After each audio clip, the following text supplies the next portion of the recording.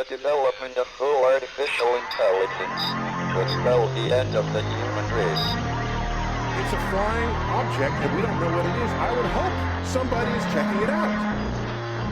With the rockets or whatever, but incredibly fast, opposite direction. They were too fast to be an airplane. I'm glad the Pentagon is looking at this, because if it poses a threat, I want them on top of it. Well, the craft generates its own gravitational field. So you said there's lights in the sky? The internet has become the command center for criminals and terrorists. 911, what's your emergency? I need help, please help me! Aliens won't let it happen. You know, that's what we're instructed to say.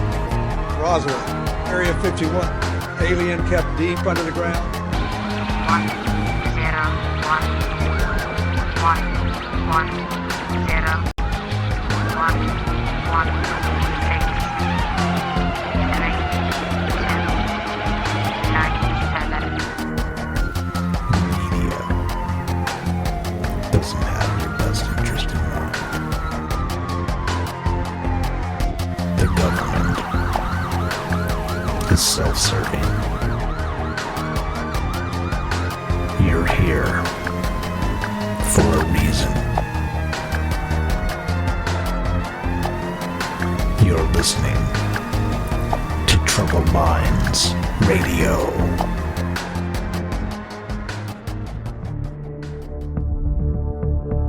Broadcasting live from a secret bunker just off the extraterrestrial highway. Somewhere in the desert sands outside of Las Vegas. From somewhere in space-time, loosely labeled Generation X on planet Earth.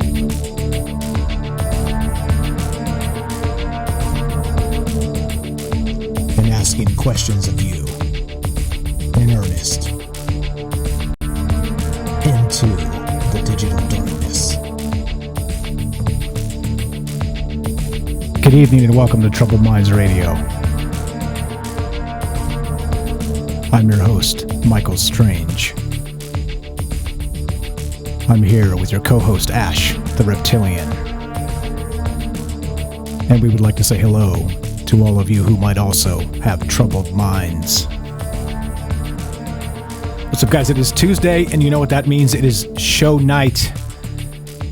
And you know what that means, in addition, is we're back to talk about all the things we're not allowed to talk about, which is, of course, aliens, conspiracy, and the paranormal, and more. The technocracy, the media, the government, the 24-hour news cycle. Basically everything that doesn't get covered, we're responsible for. That means us, that means you, that means all of us together. Because guess what? We don't have to stomach the narrative that they feed us. We don't have to think what they tell us to think. And we're here to think for ourselves. And that's what we do. That's what the show's about. And we're going to do some of that tonight. We got some thought experiments on deck tonight. So we're going to do some of that. And per usual, what we'll do tonight is we'll do some news, like always. And then we'll do, we've got a topic we're going to get into. So it's a little bit out there. It's a little bit weird. It's a little bit time travel-y, let's say. Does everybody like time travel? Yeah. Just not the way you think. That's what we're going to talk about tonight. That's what the deal is. And so we'll do shout-outs in a sec. If you guys want a shout-out, you can be part of the show by typing in the chat, of course, and then by actually calling into the show, which that's, remember Ash, when I said I'm forgetting something? This is what it is. It was a show. I didn't dial into the phone. there it is. So I'm going to do it right now. Let's see what it sounds like when I do it on the air here. Let's see. Ooh, we'll start the phone lines. We're calling Troubled Minds. There you go. Caller ID authorized as a host. Welcome, host. You are now in the host room and can manage your callers from the call-in studio web interface. Okay, so you know what that means. That means this is a live show. Yo, we're officially live. Now it's officially on. I knew I was forgetting something. Okay, so that means you can call in to that phone number 702-957-1037 and you can be on the show. So we're gonna keep an eye on the phone lines tonight, and like usual, if you don't like the old school telephone numbers, then you can be on the show by using Discord, which is what all the kids are using these days to play video games, right? So join. You can join the Discord. Go to troubleminds.org, the official website. The phone number is there, and also the Discord link if you want to join that way. And there we go. That was a little weird, disjointed, and odd. But how you doing tonight, Ash? What's going on, my man? I'm doing pretty good. How you guys doing tonight? Looks like we got some people out there. Got some people. I'm assuming good. We'll read the chat in a sec. But anything to add to that, to my discombobulated intro there with the with the not really starting properly? But hey, whatever, whatever. Nah, it was pretty good, Mike. Hey, Come thanks. on. You can't beat yourself up for a phone call. Yeah, it's a fight. Yeah. You can't remember everything all the time. It wouldn't be Trouble Minds if we nail it. Yeah, like 100%. Trouble Minds. Yeah, that's true. Yeah. That's true. You got to have a little bit of a weird tech stuff going on. Okay, so anyway, everything seems to be working, so you guys can join one more time, 702-957-1037. Go to troubleminds.org, click the Discord link. You can be on the show that way. We will read the chat as we go, so if you got important stuff that we need to hear, type it in there, and we'll read as much as we can and try and include you the best we can. This is why we do it live. But okay, let's do some shout-outs. Let's start on YouTube with Cedric. What's up, man? He gives Cedric gets first on YouTube, and he says, "Y'all deserve a meatball." Yeah, a meatball. Wait, he says, "Y'all deserve a meatball." Yeah, I don't know. And then Fred gets close second. We got Penny showing up. What's up? Thanks for showing up. We got Paul. We got who else? We got Noble Kal-El on Mixer, always hosting us and always consistent. Thanks for showing up, guys. Appreciate that. And then we got on Facebook, we got Gabe gets first. What's up? How you doing? We got Tony close second. We got Patrick and we got Nikki. How you doing? We got Paul from Texas. Elizabeth. She says, "Hi, it's everyone. It's Fat Tuesday." I have no idea what that means. Fat Tuesday in Vegas means that you go down to one of those places and you buy like the giant ass margarita. You know what I'm talking about? Do you guys have a Fat Tuesday where you live, Ash? Oh, that sounds nice. That's what Fat Tuesday means in Vegas. I don't know what it means otherwise. I have no idea. So if you can explain, no problem. Do call in. Do type. We'll read it. So Remy, what's up? What's going on? He says, Chad, what's going on from the Catskills? Kyle from New York, how you doing? Thanks for joining us. And let's see. Penny says she wants a T-shirt. It's coming up. We were just talking about that before the show about getting some merch up. So it's coming. It's coming, guys. Appreciate you being enthusiastic. What's up, Justin? Thanks for showing up. Okay, then there we go. Let's get to the news. And if I missed anybody in the shout outs or you're showing up late, you know what to do. Just type where you're listening from, and we'll shout you out as we go. But for right now, let's look at the news. What do we got on deck tonight, Ash? Let's start with something that you got here. You pick it. Let's start with what everyone wants to know. Let's start with some coronavirus, right? Sounds good to me. Sounds good. The update. Are we going to die or are we not going to die?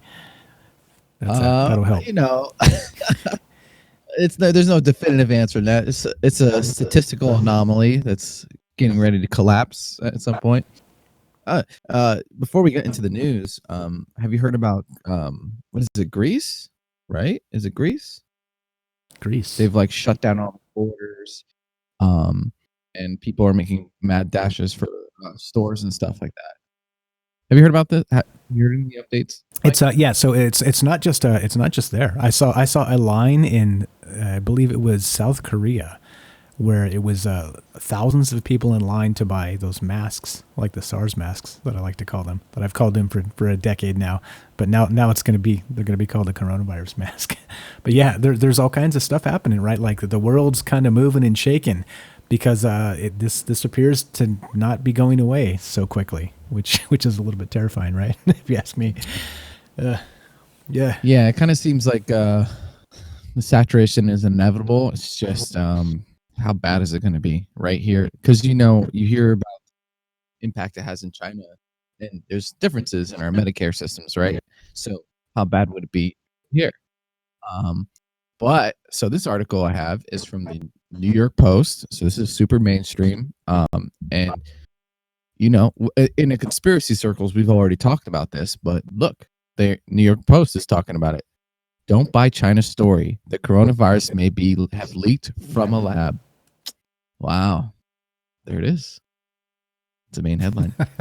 So, Well- yeah, this was February 2020, and yeah, so they're just basically talking about putting two and two together. It's kind of obvious. I'm going to read some from stuff from this article, but what do you think about that, Mike? Yeah, I get it. February 22nd is what this article hit, which was what, yesterday, today? I don't even know what date it is. 25th. So a couple 3 days back. But yeah, this is the stuff of conspiracy theory, right? Like we were talking about this for weeks of the possibility that it was some sort of from a lab, it was some sort of bioweapon that got away, or you know what I mean. There's a lot of information that kind of came out that corroborated this. It was leak type information, of course. It was people reporting on the ground. It was people putting two and two together because there was a fish market next to the biolab. And they reported that it came from the fish market. You know what I mean? Wink, wink, wink, wink. Like there's some very obvious things, right? That you're not allowed to take liberty with because, well, it's not reporting then, is it? Well, I like to call it common sense. So that's what we're here hopefully talking about most of the time. We digress here and there, but I mean, this seemed obvious, didn't it? It definitely seemed obvious. Yeah. No, and it seems these days. Unless the mainstream news talks about it, no matter how much common sense there is, people will still, they'll use the conspiracy theory word and kind of label it. And you have to just kind of beat that hammer until eventually, the mainstream kind of switches over. So let's get in this article a little bit. Let's talk about this. So again, this is from the New York Post, and it talks about. I'll read it. At an emergency meeting in Beijing held last Friday, Chinese leader what's his Xi Jinping. Xi Jinping. Jinping. Okay, it's just XI. Yeah, Jinping spoke about the need to contain the coronavirus and set up a system to prevent similar epidemics in the future. A national system to control biosecurity risks must be put in place to protect the people's health, Jinping said, because lab safety is a national security issue. He didn't admit that the coronavirus, now devastating large swaths of China, had escaped from one of the country's bioresearch labs. But the very next day, evidence emerged suggesting that this is exactly what happened.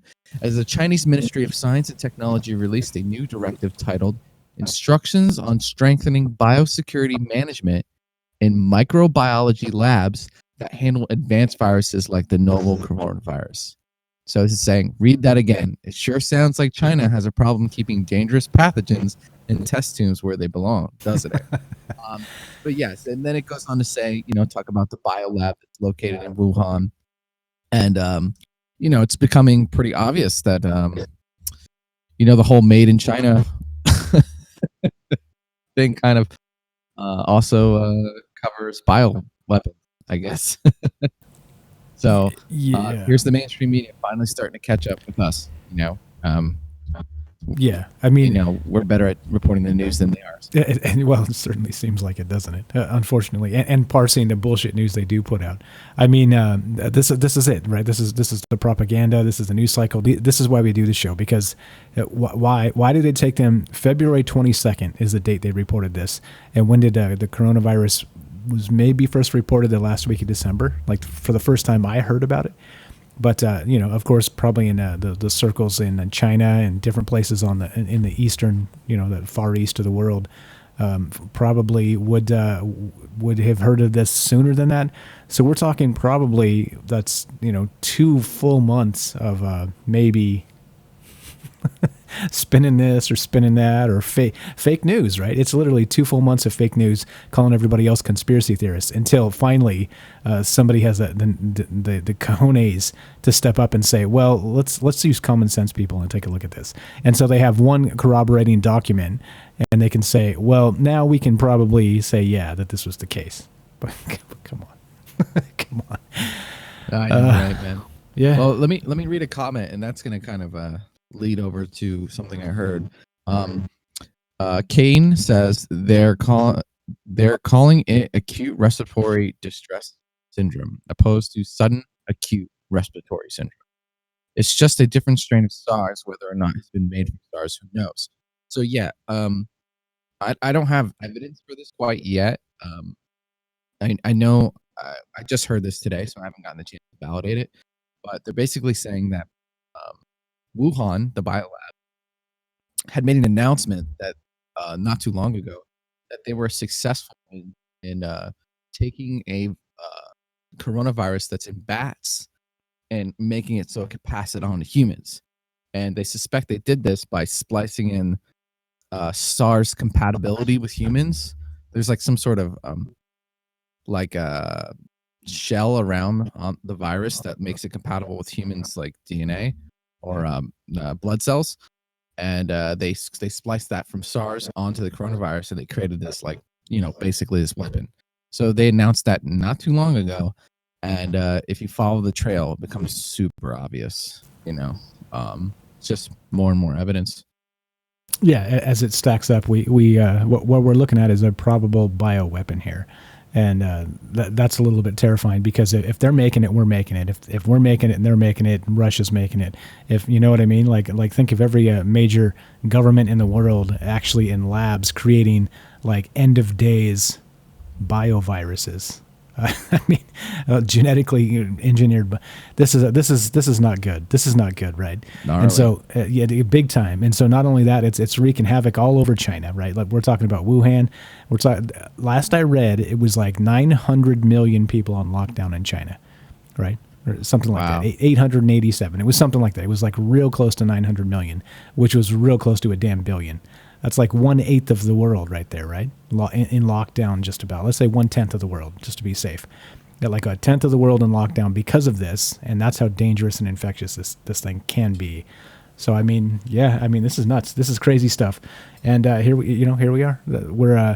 We're going to start to see this spin from our media now, because it's actually made its way over to the West, to the United States. Mm-hmm. It's in Europe. It's in Italy. I saw that the Tom Cruise production, everybody panic. They canceled, at least postponed filming of the next, what's that movie Tom Cruise is in?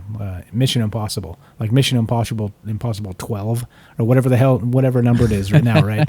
Like whatever that one is, like they've He postponed. goes back in time to find himself or something. Exactly.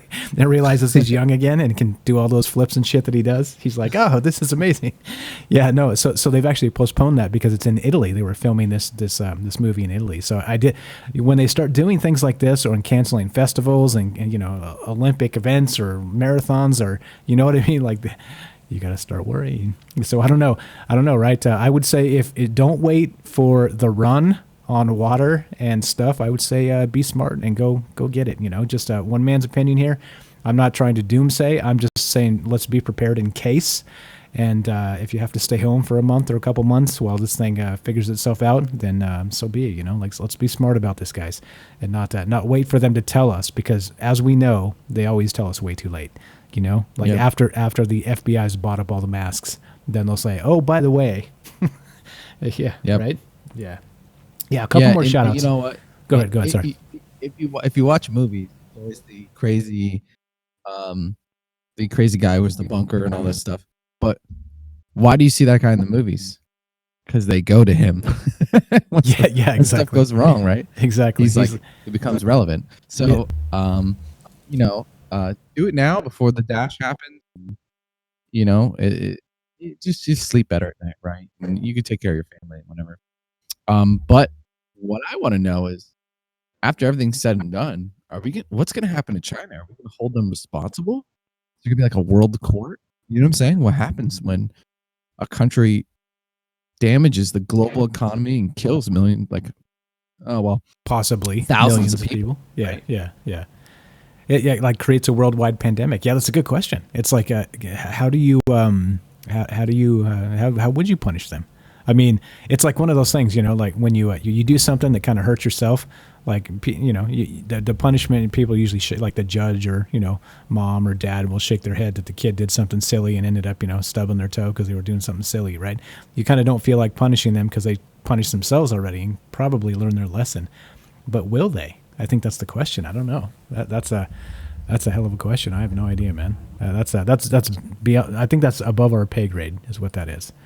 Unfortunately. Yeah, Unfortunately. I wonder if that conversation's open.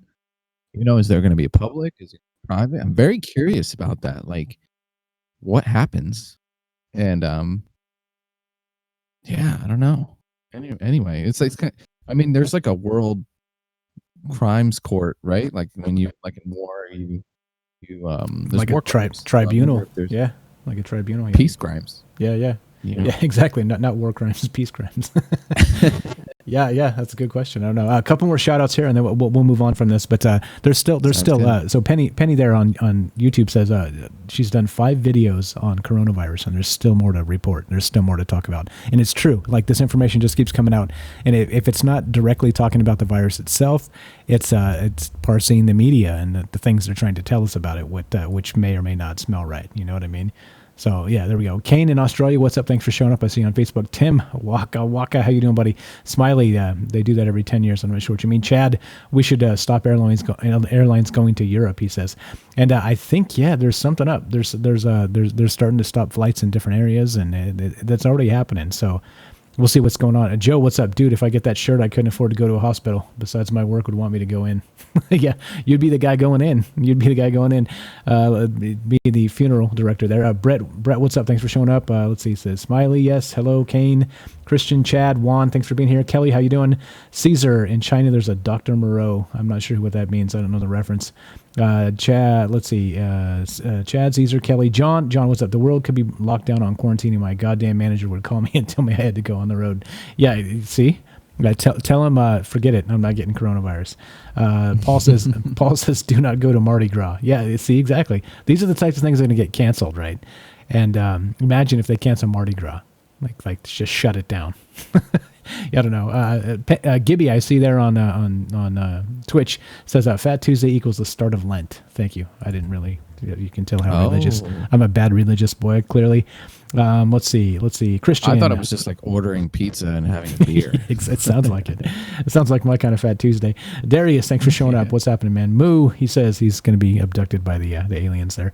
Let's see. Some professor was getting $50,000 a month. He gave the virus to 2 spies, apparently. I saw that guy from, I think it was Harvard, right? Like he was working in Harvard epidemiology, and he ended up getting nailed for being on the Chinese take.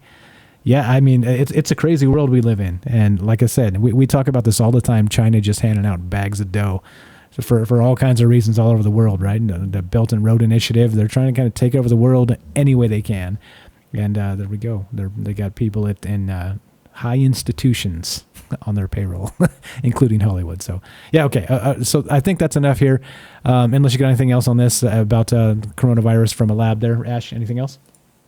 No, I think we'll have more updates probably next show. We'll keep tabs on this story as it's pressing and concerning.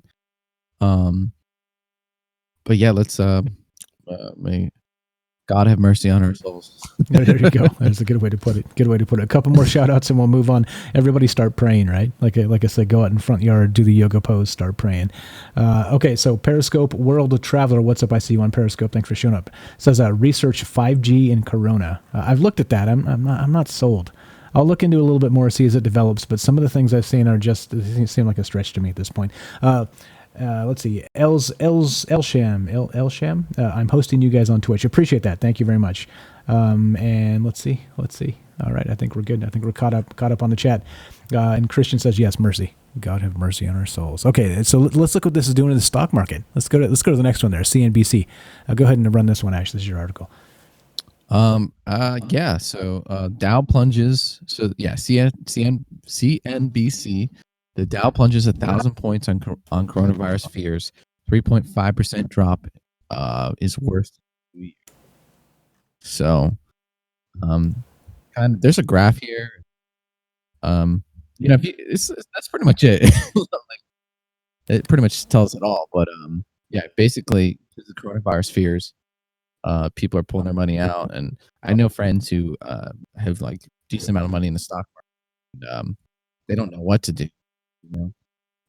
Because it's so volatile of what's going on with the stock market. Yeah, I'll read up a few on this, but what do you think about this, Mike?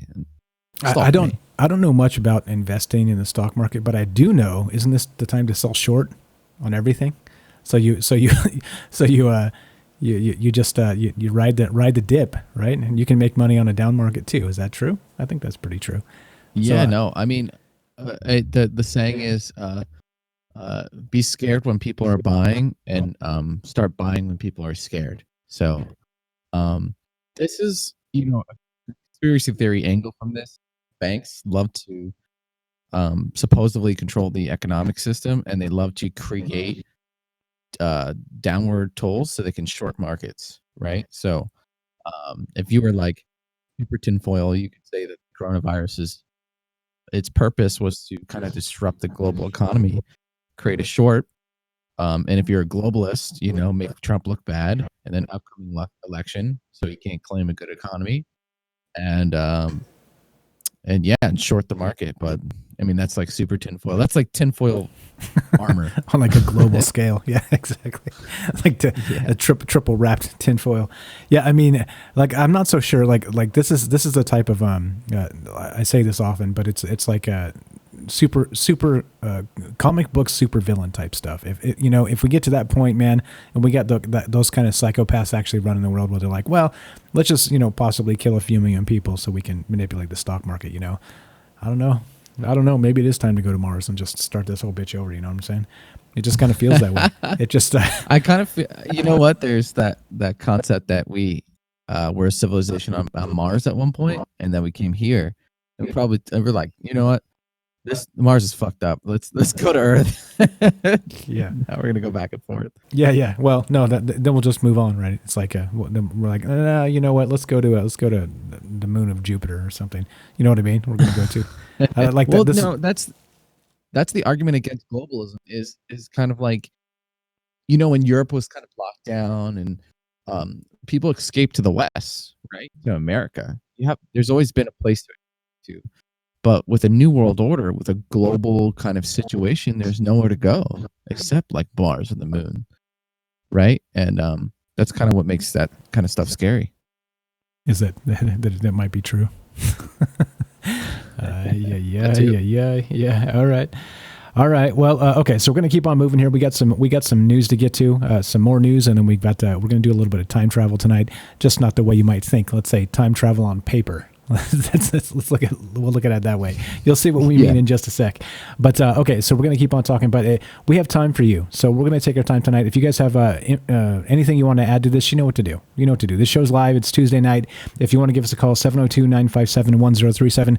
Click on the Discord link by going to troubledminds.org. That's the official website. You can join us and be on the show. Literally, if you call right now, we'll put you on the show. You can talk to Mike and Ash and everybody who's listening, and maybe tell us something we're missing. Maybe correct us or call us fearmongers or high five, you're doing an okay job, or whatever. It doesn't matter. Like, we don't screen calls. It doesn't matter. We think it's important to hear what you think, unfiltered, and no FCC, nobody telling us what to say. And that's what we do. That's why we do it live, because we want to include you. So please do. 702-957-1037. That's a Vegas area code. Join the Discord, troubledminds.org, and that's what this is all about. That's what it's all about. So, okay. So then, let's see. Got the let's see. Who else? All right. I think we're caught up on chat. And all right. So let's look at some more news here. Let me pick one. How about this? How about this one? Let's see. Did anybody see this? This is reported by the Daily Mail. We don't talk about this guy a lot, and we should. We should talk about this a little more often, I think. But this is reported by the Daily Mail, and the headline reads: "The United States plotted to kill Julian Assange and make it look like an accident. Spies discussed kidnapping or poisoning WikiLeaks founder in Ecuadorian embassy. Extradition trial hears." So that's what's happening, right? That's what's going on right now. They have there's an actual extradition trial happening to see if they'll send Julian Assange of WikiLeaks fame or infamy, let's say, to the United States to stand trial for his supposed right. Would they be war crimes? You said peace crimes earlier. Is it peace crimes? I mean, for leaking, right? Bizarre. I think it was like hacking, leaking, general hacking. Yeah. Being a bad boy. Yeah, like releasing stuff that they want released. Funny, right? It's you get if you're in Congress and you're constantly leaking stuff to like push an agenda, you're fine, right? Like nobody ever gets investigated. They get away with it constantly, and they selectively leak and push this information to try and change their mind about this or that, knowing that they're selectively leaking. We're getting just a slice of the information, and they're lying. They're straight up lying. but it's still a felony, right? For them to leak from from Congress to the press is still a felony. But this guy, he kind of does it, what would you say? He's like a leaker for the people, right? Like he's getting information out that they would never leak. And I don't know. Like, again, I'm split on Julian Assange because I don't think he should be treated the way he's been treated. It's pretty terrible that in a world where you tell the truth, you're the criminal, right? And Right. he did. Like, he's not the fake news spinsters. He's not the guys on Facebook that are literally creating fake news websites and like propaganda. Like, those guys get away scot-free, right? There's no problem. They don't get prosecuted. They don't get brought in. None of this. But then this guy, boy, I tell you what, like, you get some information out there that's true and real, and it's embarrassing to a government. And this is what happens. This is unfortunate. This is embarrassing, I think. And what happened? Like his buddy, you remember his buddy? What was the name? There was a Bradley Manning, Chelsea Manning, is out,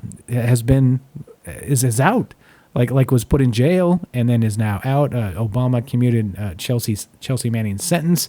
Him is now her, and now.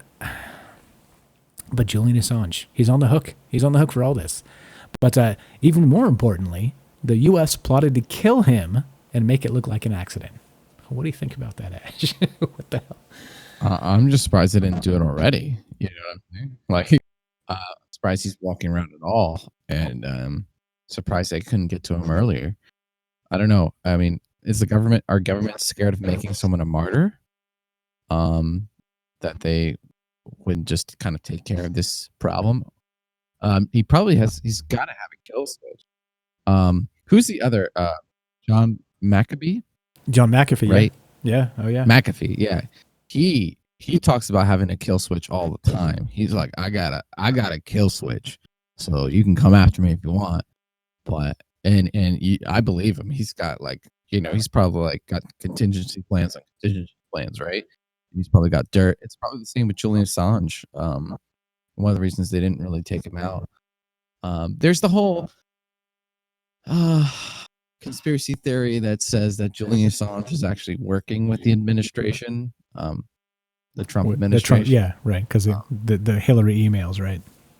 Yeah, and that basically Seth Rich was the original source of the Hillary emails.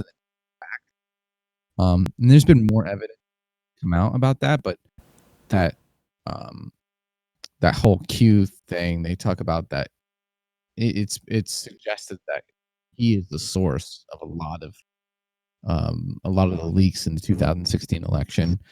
And whether you're on the left or the right or whatever, it's kind of a drama playing out. But I kind of prefer to stay out of it. I don't know what's going on.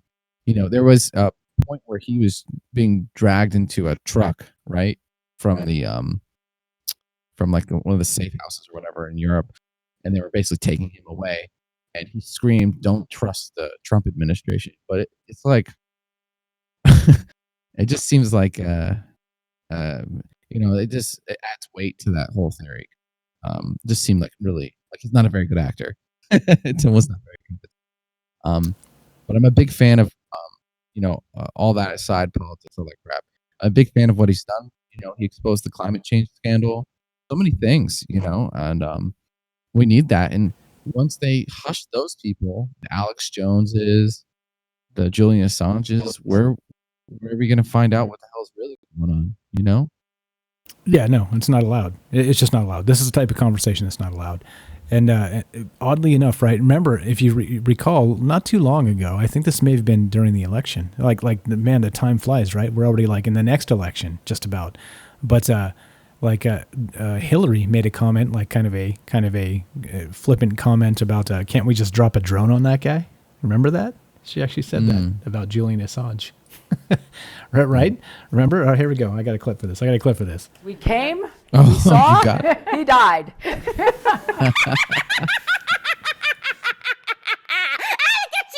All right, you get the idea. So that's the whole, but she actually said that. Look it up. I'm not making this shit up. She actually said about Julian Assange, can't we just drop a drone on that guy? right? Like that kind of tells you what they think about people that make them look stupid for exposing them. Right. It's not about defending themselves or defending the policy decisions they make. It's about shut that dude up, like kill him, And here we have another one. Right. So we're plotting to kill him, make it look like an accident, poison, kidnapping, some other stuff. And this came out in the trial. So interesting, eh? We live in an information age, and information is our weapons now. If a certain piece of information leaks or comes out, it can like completely change history, culture, government. It's a really crazy age. I think the governments are kind of realizing the threat and just starting to embrace the digital era. But I don't know. I remember 5 years ago, just even 5 years ago, the internet was kind of like, it was our weapon, right? But will it turn against us? I don't know, over time. I think you should ask. Ask Big Brother. Hey, Big Brother, we know you're out there listening. Is it going to turn against us at some point? Are we no longer secure in our papers, as the Constitution says, which our papers are emails, clearly, in the digital age, or our text messages? Let me put it to you this way: I'm not running for office. Yeah, no, hell no, not after this. Me neither. No chance, right? Because every single thing we say, they'll use it against us. And, we're on record for lots of hours at this point. Yeah, but it's exposing the corruption. Like this is the problem. This is exactly the point, right? You expose corruption, you tell the truth, and you're the criminal, right? But then you got the criminals running the asylum, right? What would you call them? The other way around. Anyway, so the criminals are running the joint. And they're the ones like leaking and breaking the law and doing this and making up all kinds of bullshit, and literally not being honest about the reason why they're in office and the things that they're saying and the bills they're passing, and they get away with it. They get away with it, and they're lying and they're cheating and they're stealing, and they get away with it. And then you for telling the truth, right? For telling the truth, you're the criminal. It's absurd. We live in the upside down. Welcome to the upside down, ladies and gentlemen. I heard this. I don't know if any of this crap is true, but I heard about in the alien world, there's like different factions talking to each other, and one of the things they said, this actually might be true. I know our Latin, of course, I'm going to bring aliens to this, is that aliens are like telepathic, right? And if you notice, a lot of these Illuminati society, and these different like cults and whatever, there's something about where they kind of have to tell you what they're doing, right?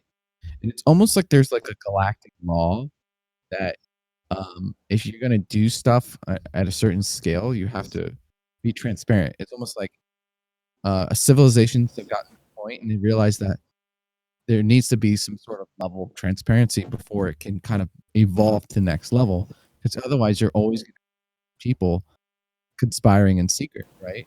So, like, look at all the things Julian Assange did. He exposed the climate change scientists.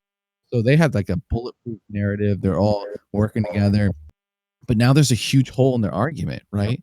And you can use that as leverage against them, whether or not you believe or not. And all the other things he did. So maybe there's like civilizations can only get to a certain point, and the only civilizations that have made it past that point are the ones that are like telepathic, where you can't hide anything. And then once you are completely transparent, then you can't get away with anything, right? You can't sneak anything. I mean, that's kind of messed up in some way, but but maybe that's what's necessary. I don't know. Yeah, I don't know. The upside down. That's the best way I can put it. Is that you tell the truth, you're the criminal. If you help cover up the lies, right? You're the hero, right? You're the political hero today. It's ridiculous. A couple more shout outs here. What's up? We got Chubby Pop Chaser on Twitch. Thanks for showing up. We got who else did I miss? We got Zachary. What's up from Mixer? I see you there on YouTube. Thanks for showing up. Let's see. Who else? I think we're good. Yeah, I mean this in particular. It hurts my heart because these, again, you tell the truth, and the truth is you're the criminal, Like this kills me. This kills me. I wasn't raised this way. I don't know what else to say. Yeah, but Fred, what's up? Fred on there he goes. The other shout out I missed. Fred on YouTube. Fred points out, are there Kardashians in the sidebar? Yeah, you're right. They're Kardashians. And you know what? I just noticed this on the Daily Mail. Check this out. On the right side, there's always like women, like scantily clothed women on the right side, right? I always say distracting. But I didn't notice it says female today, right? That I'm highlighting it in the stream. FEMAIL today. I didn't realize that's what, like it was a thing. I mean, it was obviously a thing, but I didn't realize they had like a name for it. But ooh, look at the first one. Brooke Burke, 48, shows off her incredible abs in a yellow bikini as she jumps into the water. Okay, I have to close this. Funny. I have to close this. I'm gonna start to rage. Yeah, I mean, it's a shame. It's a shame. That's a. You know, you tell the truth, you're the criminal, you're James Comey, and you lie and you leak and you do this and you do that, and you're above the law. I mean, this is exactly the reason why, they create the term conspiracy theorist, because they don't want you coming up with your own narrative and pointing out all the BS that they're made of. And the powers that be, again, academia, the government, major corporations, like they're all in on this. They're all in on this game. And, you know, if they try and tell you they're not, they're full of shit. And tell them to come talk to me. Guess what? It's an open line. This is called transparency, actual transparency. You don't have to file a document and wait 3 years to get it back for me to say no data found. No, you pick up the phone, you call me right now, 702-957-1037, and you get through, and you can tell me I'm full of shit and challenge me. That's it. That's what transparency is. It's not filing paperwork and waiting 3 years or 5 years or 10 years or 12 years to get a no information found. No, transparency. Call me. TroubleMinds.org. Click the Discord link. You can get on here and you can talk about this stuff. And again, we're not right about everything. We're open and upfront about that. We can't be, because nobody is. But we have an open conversation, and we want to talk about these things, and we want to know what you think about it. And that's why we do it in this format, and that's why we think it's important. So, anything else on U.S. plotting to kill Julian Assange there, Ash? I'm just surprised they didn't do it already. Yeah. He'll probably catch coronavirus. Yeah, right. Yeah, he'll be the first coronavirus case on accident, right? Wink, wink. It was an accident. Yep. Yeah. I wonder. Well, I'm calling it now. A lot of people who are annoying, like to the government, are gonna catch the coronavirus. Well, I think I didn't pull it up, but I saw this article that said everybody's likely to get it. It's actually predicted. Okay, I didn't pull this up because we have way too much news on the coronavirus. But I saw this article that predicted 40 to 70% of people are going to catch it in the world. 40 to 70%, yeah, because it's that uncontrollable. Because they still have not determined exactly how it's being passed on. Right? Is it aerosol? Is it stool? Is it all of the above? Is it this or that? Is it microbes in the air floating around for 22 days? I mean, people walk around with no symptoms for 2 weeks. It's spreading this shit. So, I mean, it's pretty scary. They haven't nailed down all of the things about it yet. And yeah, so, I mean, again, don't wait, guys. Don't wait. And again, I'm not fear-mongering. Please don't take it that way. We're not that. Okay, we're positive here. We hope that people can come together and change the world to make it better, but not sit around and wait for the government to tell us it's time to grip it and rip it. You know, like go think ahead, go do what you need to do, get yourself prepared in case. We're not selling you anything. Notice I didn't say go use my affiliate link and go buy this here. Go do it. Just go do it. Just please do it. If you're listening to us, hopefully you got a little bit of common sense and you already know this, but go do it. Please just go get yourself prepared just in case. I'm ready. Got a couple things to get, and I'm ready. I'm ready to go. And maybe some more bullets. That's what I need to stock up on. Some more bullets. Okay, so let's move on from this. Let's see. Let's do another one. Let's move on to one that's a little bit fast. Let's see. Oh, check this out. Speaking of climate change, let's go to this. This is reported by grist.org. I'm linking this per usual. As always, guys, in the name of transparency, the things we talk about are always going to be linked. We'll always have our sources linked. We link them in the chat as we go. And then they'll also be in the YouTube videos and then eventually on the website when the episode hits the website. So as always, you can follow up on us and read the stuff we're reading and hear what we're talking about and look at the source. You may hate the source, fine, but at least we're sourcing stuff, right? A lot of people do not. So there we go. So this is reported by grist.com, and a quarter of all tweets about climate change are produced by bots, it says. Yeah.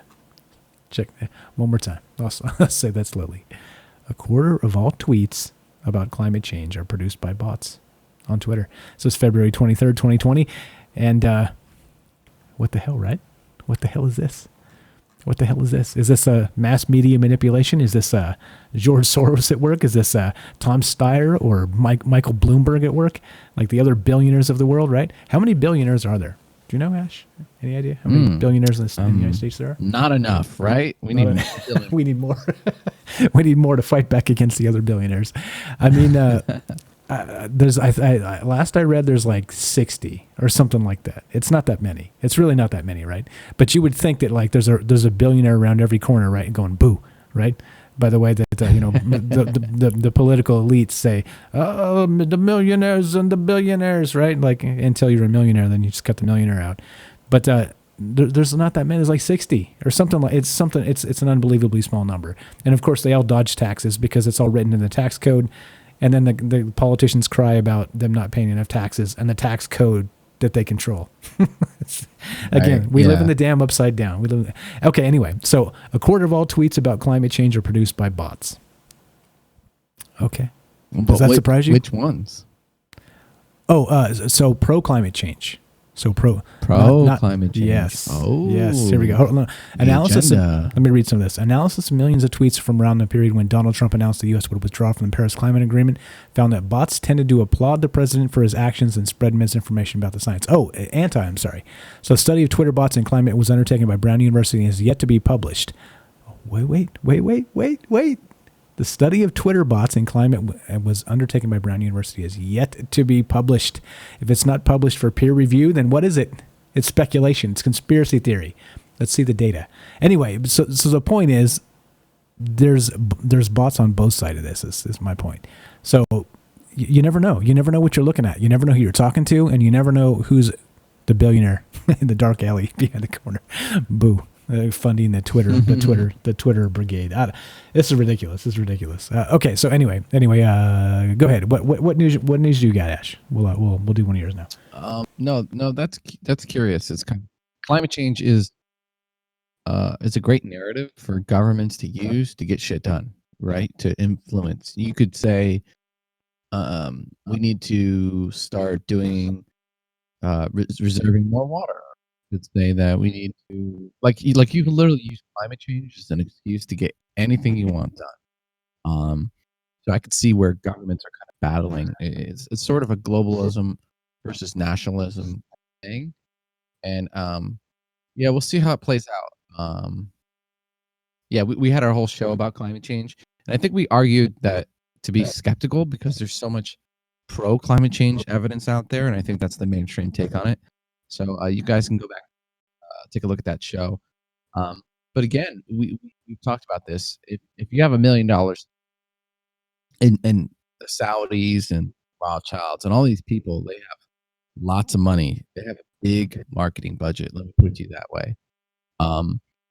You could have people posting articles, uploading full time. You could have thousands of people full time doing whatever you want on swaying people. So by the time you click on that post, you read those comments, it's already saturated with whatever influence it is. So, that's why they always say follow the money, right? Because then you can see where the source is. But with the internet being as ambiguous as it is, hard to do that. It's hard to do that. That's kind of all I have to say about that. Right on. Which is why the European Union is actually making people.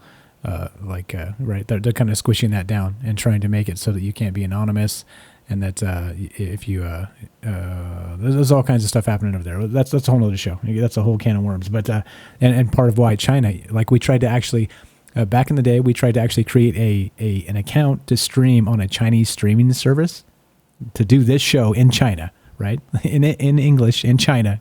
And I shit you not. And the hoops you had to jump through just to create an account on the Chinese streaming site, and not even like pointing out like what ridiculous amount of spyware that whatever that platform is, but they needed an ID, they needed an address, they needed like three pictures of your face, they needed this, they needed that. So like they were, it's not allowed, right? You're not allowed to be anonymous over there. If you're a citizen, if you're a person, if you're whatever it is you are, you're a subject, whatever they want to call you over there, they know who you are. There's no getting away from it. If you have a birth certificate, you've got facial recognition and fingerprints on file. You got biometrics on file. So I mean, yeah, crazy stuff. Anyway, okay, so let's see, couple more good stuff here. Let's see. Okay, I have a good, fun, do it, lighthearted one. Well, do it. It's sad, but it's also kind of funny. Okay, do it. What you got? So Yahoo.com. Daredevil or Flat Earther Mad Mike Hughes dies when self-made rocket crashes. So, it's not that funny actually. No, it's not funny. But yeah, this is Mad Mike Hughes, an amateur engineer, Daredevil, and flat Earth conspiracy theorist whose belief pushed him to prove the homemade rockets, died Saturday when a steam-powered rocket crashed shortly after takeoff outside of Barstow, California. So yeah, I mean it's sad. It's when I think yeah, he had his own launch before and he survived. He was taken away. He was pretty messed up last time he did it. I'm surprised he did it again. But yeah, it just shows like, don't be too gullible, guys. Always have some skepticism, right? Otherwise you're gonna end up in a rocket trying to penetrate the flat Earth dome above the planet. This is actually a sad story. It is a sad story. Yeah, we've talked about him quite a lot in the past. Actually, every time he launched, we'd talk about his launches, right? And that he was, Mad Mike. It was always a joke, Mad Mike, right? Like he's trying to prove the Earth is flat. And look right there on the rocket, flat Earth research, right? And so, God bless him for doing what he loved and maybe pressing the envelope, pushing the envelope, and trying not to say that the only people that can get to space, which was eventually his goal. He eventually wanted to get to actually leave the atmosphere with his own personally made rockets.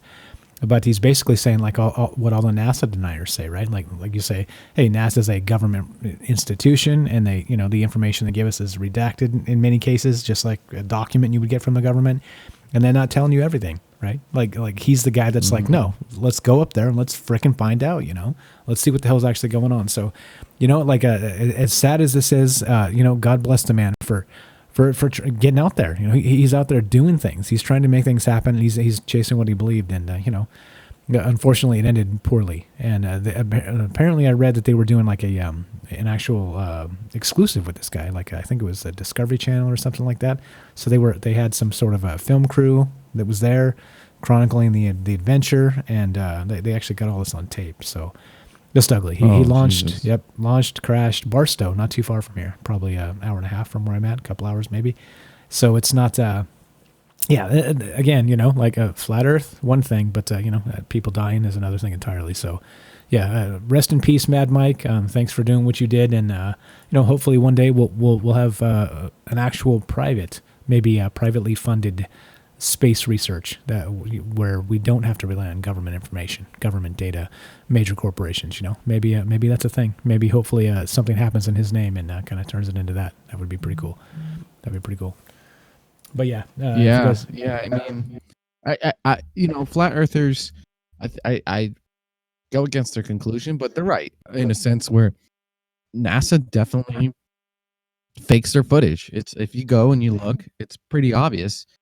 But there could be a variety of reasons. Like if we have a secret space program, then we go to space pretty effortless, and all these rockets and all this crap is basically old technology, right? But they don't want to cut off the funding, so they just fake it. They do like a little short, small budget movie, smoke and mirrors in front of the public, and then they collect the money in the back, and then they use that towards secret programs. Right? That's again, conspiracy theory or common sense, right? Like, do you think the military stopped advancing? They just stopped the rockets and like, well, this has got to be it. Even with Nikola Tesla's research, all this research and all this evidence out there, it just all stopped all of a sudden. So it just doesn't seem likely. Yeah,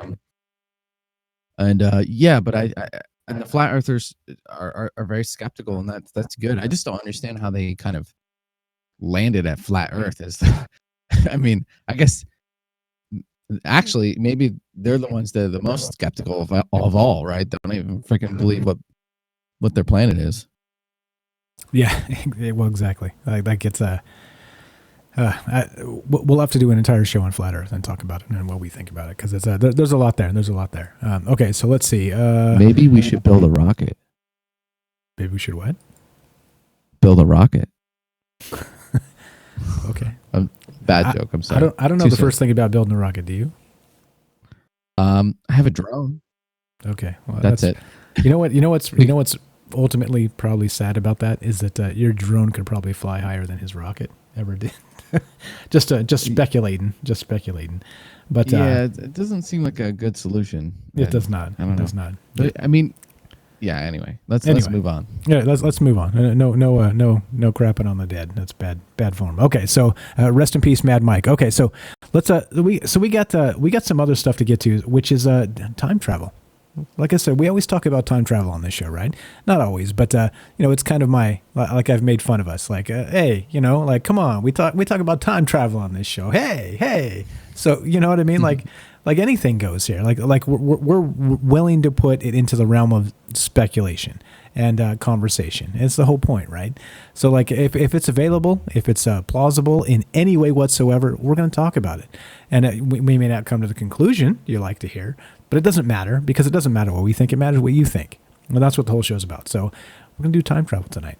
We're moving on to time travel. And as like I said earlier, it's not time travel like Al Bialik or the Montauk Project or any of that stuff. Living in the Upside Down with Stranger Things, right? Based on the Montauk Project. None of this. It's actually time travel on paper. So imagine. Let's think to like what year are we in? This is 2020, right? So let me pull up my yeah, exactly, right? Exactly. Is it? All right. So by some accounts, it's not 2020 actually. This would be the year 1723 and not 2020. And is anybody familiar with that thought and why? So this thing is called the phantom time hypothesis, right? So it's a historical conspiracy theory asserted by one named Herbert Illig. He's a German dude, and backed up by another German researcher named Hanz-Ulrich Niemitz, Niemitz, and they think that there was some missing time, and going off some archaeological data and some other things, they think that. The time known as the quote Dark Ages actually didn't exist. They were sort of the reason why they're the Dark Ages, and there's very little let's say documentation written during the time isn't because it was a time of strife. It's because it was a conspiracy to cover up, not cover up, to change the timeline to be to in line with numerology, right? Anyway, let's get into that. Have you heard of this? Have you heard of this before tonight, Ash? A little bit. Basically, a historical math error, right?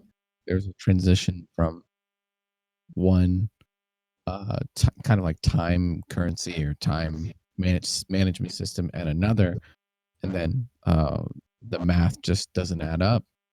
And yeah, it's interesting. I'm curious to learn more about it. Okay, so let's hear from let me get the guy's name because I want to make sure. Actually, let's do. Go ahead. Before we get started, before you did your research, when you just learned about the topic, were you skeptical or were you leaning toward it? Like, are you open-minded to this? Yes, of course. I want to hear the data. I'm open-minded to all of it. Like I may have like everybody else, you kind of lean one way or the other, right? Depending on what the topic is. But yeah, of course. Like I want to hear the data. Like we'll say it this way: I'm skeptical of flat Earth, but I want to see people that really believe it and hear what the data is. Hear what the data. Hear what Hear the arguments. It doesn't mean you'll change my mind. I'm open to changing my mind, of course. But for this, I was skeptical of course, but as I read through some of it, I was like, okay, I see where these guys are coming from, which we'll get to in a sec. But so I mean, I was leaning skeptical, but I do see where these guys are coming from, which we'll talk about in a minute here. But how about yourself? Yeah, I think this kind of thing.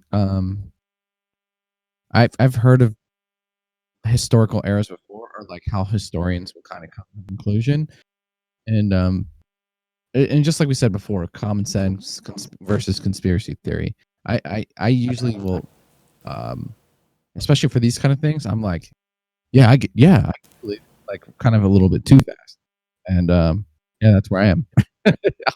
Okay, fair enough. Well, let's convince you, because I'm ready to convince you. All right, so let me credit this guy as we move on in and talk about this. So this guy described it way better than I ever could. Let's see, what's this dude's name? Colin's Last Stand. Colin's Last Stand on YouTube. He's amazing. So if you guys don't know him, do check him out. I will link it as always. It'll be linked in the show notes. Actually, let me just link his channel right now. You guys can check it out. Let's see. Let me pull this up. Yeah, good stuff. He's got his own podcast and stuff. I'd never actually heard of the guy. This is how great there's his channel intro. This is how great, like a lot of good information out there, right? And this is how this stuff gets around. That maybe a lot of people haven't heard of us and they like these types of conversations, right? Like maybe they search for this, the phantom time hypothesis is what this is called, and maybe they find us after this. Like these are good things. So I did link his channel if you guys want to check it out. But let's hear from him. Let's hear from him where it started. I kind of described the premise here that there's the Dark Ages are kind of missing from history in many ways, and there's some people that postulate that it's they were just kind of written out, that they said, okay, well, instead of we're going to add 300 years to history for us to be the chosen ones in the year 1000. So that's really what it comes down to. Let's play some of this and then we'll get to it. Great comment, Chubby on I'm going to shorten you to Chubby there. Don't take it personal. It says time travel is complete horse crap. All right. Well, this is time travel on paper, so let's hear part of this. Let's start this. So this is Colin. I linked it, and here we go. Time travel on paper. See what you feel about this. All right. So here's part one of the phantom time hypothesis, and what it means, and where it came from, and all the rest of this. So here we go. Action. Wait. Before the phantom time hypothesis says that today. Wait. Did you say something?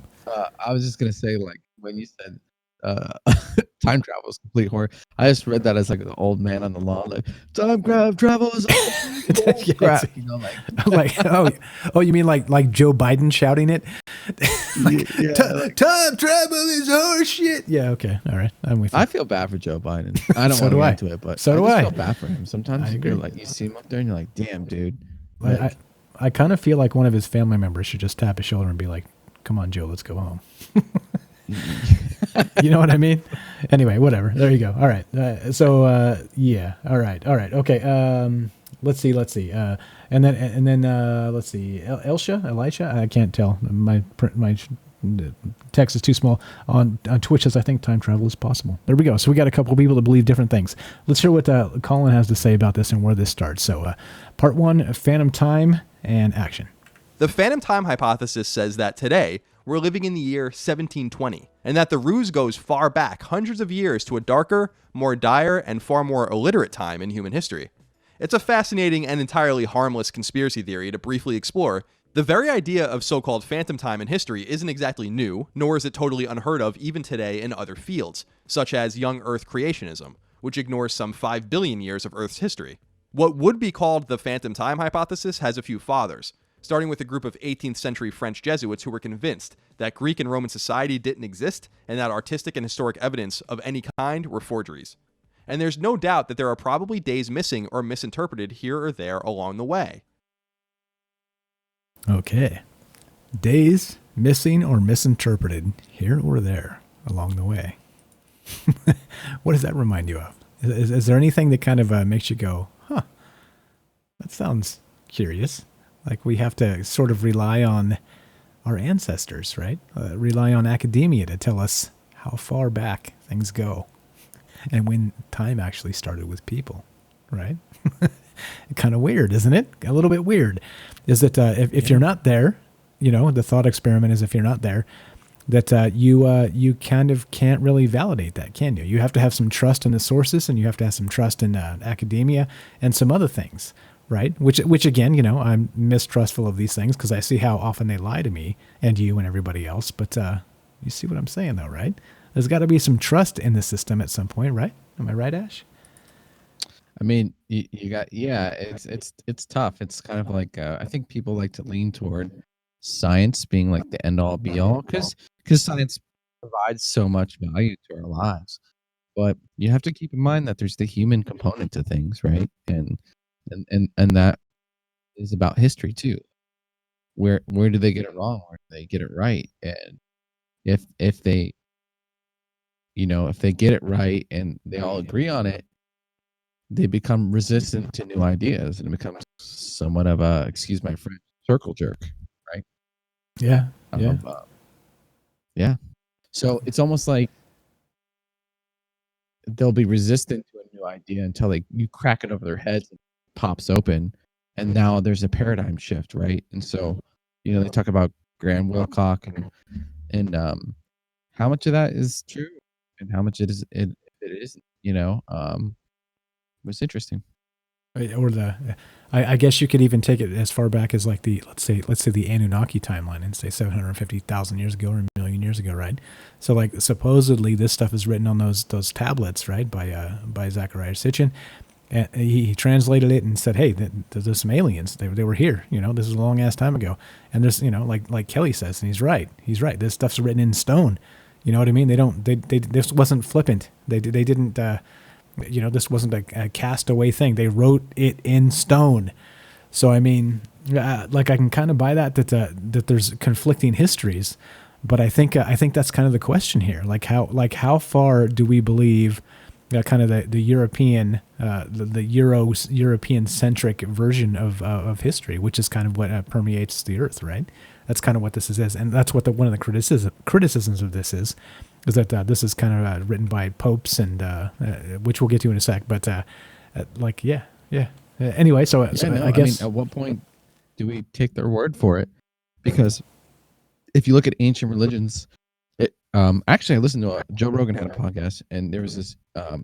He's like a UFC fighter or something, and he was talking about yogi practice and how in his life he followed yogi practices, and they've contributed so much value to him. He saw the wisdom of all the things that they're breathing, mantras, and if you follow their word, they talk about like a great war and that they used to have sound weapons and all this kind of stuff. So it's kind of like same thing with the Bible, with any of these religions. This is our ancestors wrote this down. So were they just like crazy people who got it right sometimes and were wise, or like is it just that they didn't understand what they were looking at? Was it that people were just not educated? Like, where do you draw the line? What do you interpret as history? Yeah, that's kind of the point. Tough. That's the point. What's up, Chubby there on Twitch says, "Oh, geez, Anunnaki, really?" And I think that's exactly the point, though. So just like Ash said, how much do you believe? How far do you believe? What sources do you believe? We got another good comment from Daniel on Periscope. There, it says, "Science is convenient," and yeah, but who translates it and who says that's correct? Talking about the tablets of Zachariah Sitchin and the Anunnaki. I'm just saying, right? So it's like so we have different timelines translated and corroborated by different people. And again, right? We don't know. Like, I don't speak ancient Assyrian or Sumerian or whatever the hell it was, whether those tablets were. I don't even know. See, I don't even know where they're from. So clearly, I don't speak that language, and so I can't corroborate that. So we have to, at some point, we have to rely on somebody else for this information. Is kind of the point here, right? This is exactly what Ash is trying to say. You can't actually just throw it all out, because then you denounce the world, the history of the world forever, right? Because you don't trust any sources, right? But you also can't believe all of it, because then you have all these contradicting stories. So the point is like how much do we believe? How far do we want to go? And yeah, so that's what this is about. So okay, so this is so the Dark Ages. It starts like that. So let's go with clip number 2. What time we got? Okay, yeah, let's go with clip number 2 here again. Sorry, go ahead. Yeah, just real quick. The guy mentioned, oh, geez, the Anunnaki story. That is the oldest written word It's the oldest written word we have. So, like, who's to say? Like, who's to say? You don't know what happened back then. That's a long time ago, you know. And the concepts that supposedly in those tablets are pretty advanced, right? They're talking about aliens and genetics, and that's some crazy stuff that you wouldn't have. No one would have written that down, like, like 400 years ago. You know what I'm saying? As a religion. So, Right. Yeah. yeah. Exactly. So you really don't know. It's a long time. There's not. I mean, look at the pyramids and the Sphinx and stuff. You don't know what's left from that era. You really don't. And you know, he says, Graham says, we're a species with amnesia. It's true. We don't know our history. We really don't. And the paradigm shifts like every 10 years dramatically. So anyway, that's all I want to say. But Yeah. I mean, maybe it's all bullshit too. So- Yeah. That's the thing. That's the thing, right? So again, everything we talk about, guys, just so you know, everybody who's been with us for quite a while knows that we entertain the subject, but we don't believe it necessarily. Let's look at the evidence. Let's look at why people say it. Let's look at who's reporting it and go from there. You know. And again, don't take what we say as a gospel. We're just two dudes on the internet, right? We've always been just a couple dudes on the internet with a microphone. We have no special qualifications for anything, right? Literally anything. And so it only matters what you think. So I'm asking you, bear with us. Let us tell the story, and then at the end, maybe you'll learn something you didn't know, and maybe it's something for you to look into and decide on yourself at a time, not now. You know, that's all. Okay, so let's go to take two here. This is Colin on YouTube one more time. I did link his channel, and here we go. He continues describing the phantom time hypothesis, where if you're just joining us, the Middle Ages didn't exist. There was a calendar aberration where they changed the dates, and here's some of the reasons why and how this continues. Action. Remember, before a few hundred years ago, normal people didn't read, they didn't write, and they certainly had no way to comprehend a calendar, nonetheless double-check its math, which they were largely ignorant of. People fundamentally understood the flow of time, and certain times of year marked certain events, harvests, days of celebration, etc., but they didn't have a deep understanding of the passage of time, and accepted what literate scholars and clergy told them. In its modern form, though, the phantom time hypothesis is the intermingling brainchild of 3 European scholars, and really, 2 of them are the ones largely responsible for the 297-year gap theory as we know it. Their names are Anatoly Fomenko, Hanns-Ulrich Nemitz, and Herbert Illig. Fomenko, a Russian mathematician, has suggested that a full 1,000 years or so were at some point added to the modern calendar, asserting that even well-known Egyptian, Middle Eastern, and Far Eastern histories were partially or wholly fake. The far more grounded 297-year gap theory, and I'm using the word grounded very loosely, is the realm of Nemitz and Illig. Unfortunately, most of these guys' papers and studies remain stranded in their native Russian and German languages, with some exceptions, leaving a sort of hodgepodge of random websites to garner information from, some more reputable than others. But the general gist between all of the sources I've read are the same. Some combination of Holy Roman Emperor Otto III, Byzantine Emperor Constantine VII, and Catholic Pope Sylvester II conspired to rework the calendar just over 1,000 years ago, accelerating time while making it seem like nothing had changed at all. And since at the time records were so scarce, literacy was so rare, and history and lore blended together so much, no one apparently was the wiser, or so they say. And a few hundred years later, according to these scholars and their adherents, a change in calendar system revealed the entire ruse right before everyone's eyes. Right. So we're talking about the calendar created by Julius Caesar, and then we're talking about the Gregorian calendar, right? So we'll talk about that a little bit, but you see what he's saying there. So there's a lot of people that didn't read. You would actually have to go talk to like a clergy member to get the date. These were the Dark Ages for a reason, right? It was before the Renaissance and the Enlightenment and all these other things. These other times of great happenings in Europe, and again, European centric, right? So wink, wink. There's more to the world than that, and part of what this conversation is about, and why we should think about history, and not just in its linear form, but in a worldwide form, and how it changed, and how. Again, there's a lot that happens. Like kind of like I always say, if you think about if you took like a Fox News and like a CNN feed, and just recorded it for like 20 years, and then tried to tell the history of the Earth from what these assholes report, you know what I mean? It would be unbelievably depressing and stupid, And you'd be like, well, what the hell was everybody else doing other than these 5 people you're always talking about, right? It'd be the same sort of thing. The same sort of thing. So That's a good point. Right? I mean, and this is what we're talking about. So people couldn't write. Writing was expensive. Vellum paper was hard to come by. People weren't educated enough to use it and write. And so we, I mean, all right. There's part of the equation here, and why some of this kind of turns out, right? And so you'll see as we get there, as we get to the bottom of this, and maybe dig into what actually happened with this phantom time hypothesis and 300 missing, or actually, to be perfectly specific, 297 missing years. It's not exactly 300. It's 297 years. So instead of, like I said, instead of 2020, we should be living in the year 1723, based on this theory. So okay, so there we go. Anything else? Anything on that, Ash? I mean, history is written by the victors, right? So yeah. I was saving that one. You just slam dunked it. So no, exactly. Elaborate. Meaning what? Meaning, what happens from here on. Let's say the coronavirus kills like 75% of the population.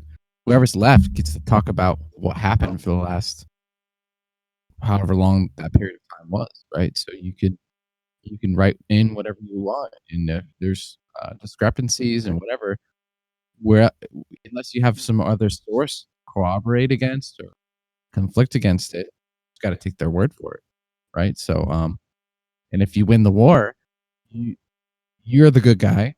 Whoever you destroyed is the bad guy, right? And that's consistent. So if like Hitler won the war, right? Hitler would have been the hero. And or maybe not. maybe it'd be like Christopher Columbus. But like Christopher Columbus was the hero for a while, right? Like I was taught in school that Christopher Columbus was like, discovered New America, whatever. Then over time you learn about the atrocities he committed. You're like, that's not cool. But again, the victors write history, so who's to say what historical stuff actually happened? Right. Exactly.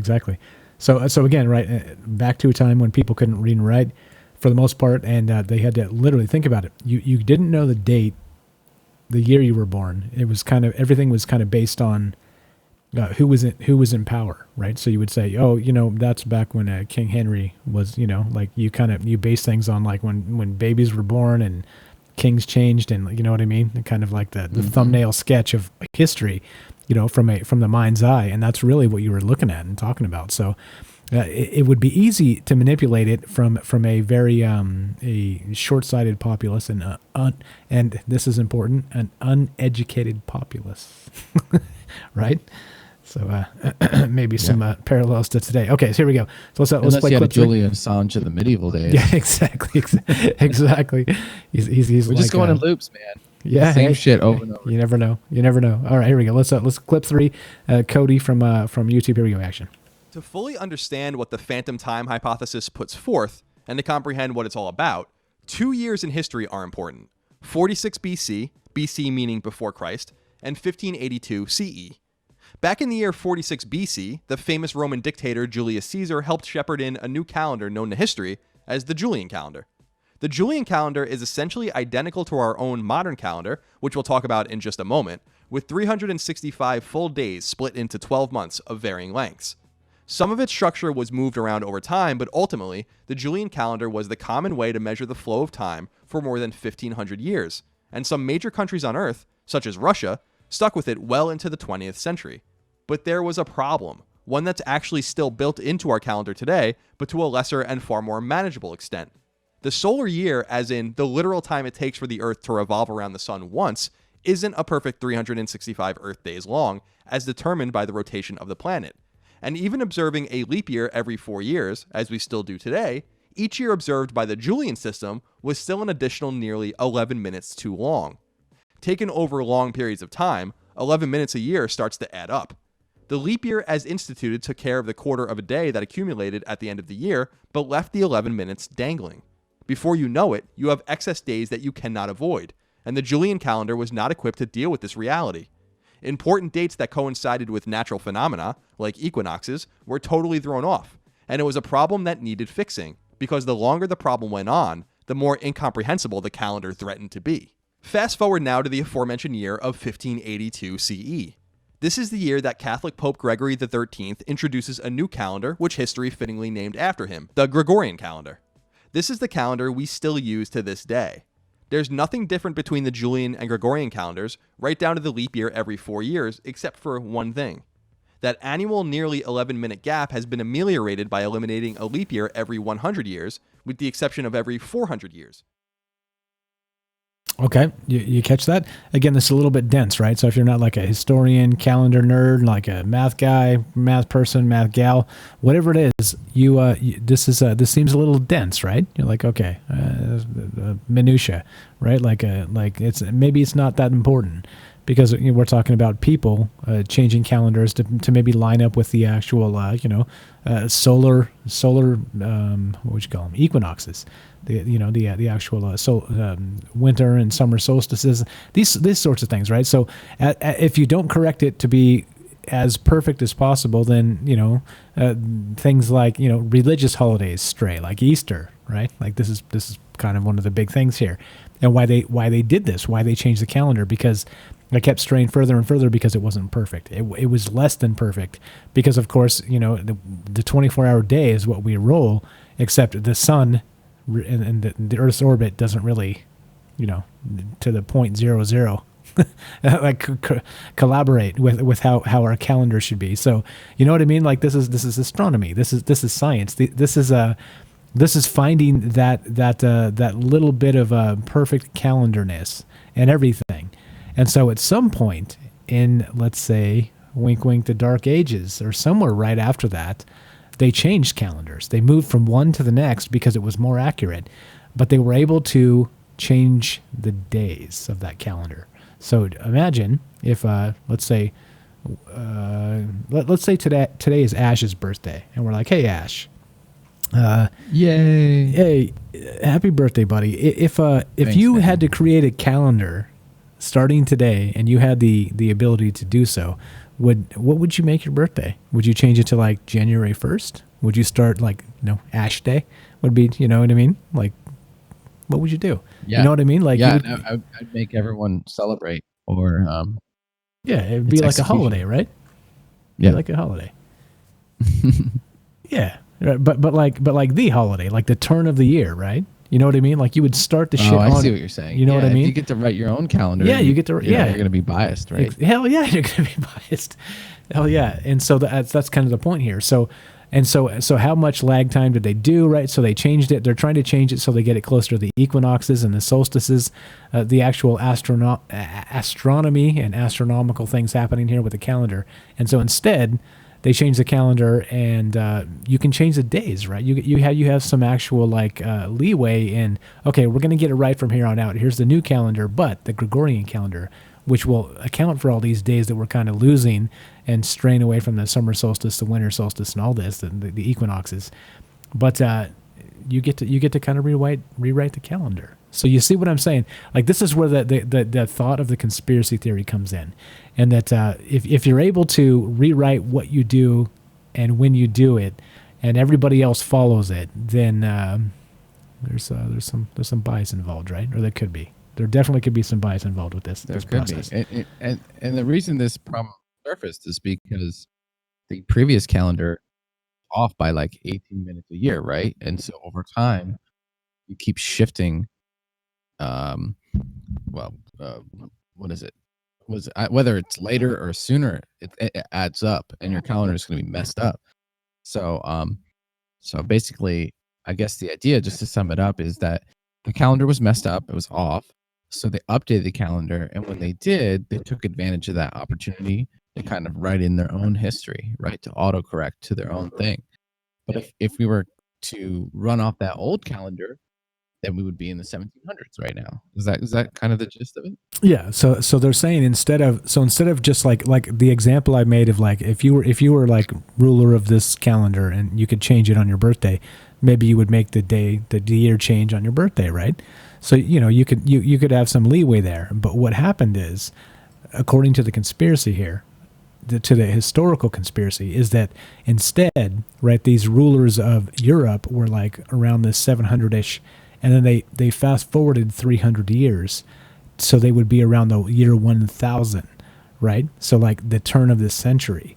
So they would be like numerologically speaking, like the people, the rulers, you know what I mean? It's like you can, like I said, if you can choose your own birthday and make everybody celebrate it, that means you could also choose what year you rule, and numerology speaking, give yourself the turn of the century as well, or the turn of the I don't millennium. know, though, but turn like, of the millennium. to go from like not the turn of the century to suddenly the turn of the century, I don't know. That's kind of a hard pill to swallow. Well, we're talking the millennia even. We're talking 300 years just about. So I mean, it goes hotter than that. It goes hotter than that. Okay, so anyway, yeah, I see. I get you. I see what you're saying. We got some skepticism here of going, wait a minute, why would you jump ahead 300 years, right? It doesn't make sense. All right, so let's play some more of this from Colin there on YouTube. I linked him, and yeah, here we go. So action. Let's play clip 4. In other words, while the year 2000 was indeed a leap year, 2100, 2200, and 2300 won't be leap years. 2400 in turn will be a leap year, and so on and so forth. If you study history, you'll sometimes notice the term OS next to a date, which indicates it's a date based on the so-called Old Style, or Julian calendar. But we live very much in the Gregorian realm, and we rely on this fix to this day to keep everything flowing in an orderly fashion. But there's a catch.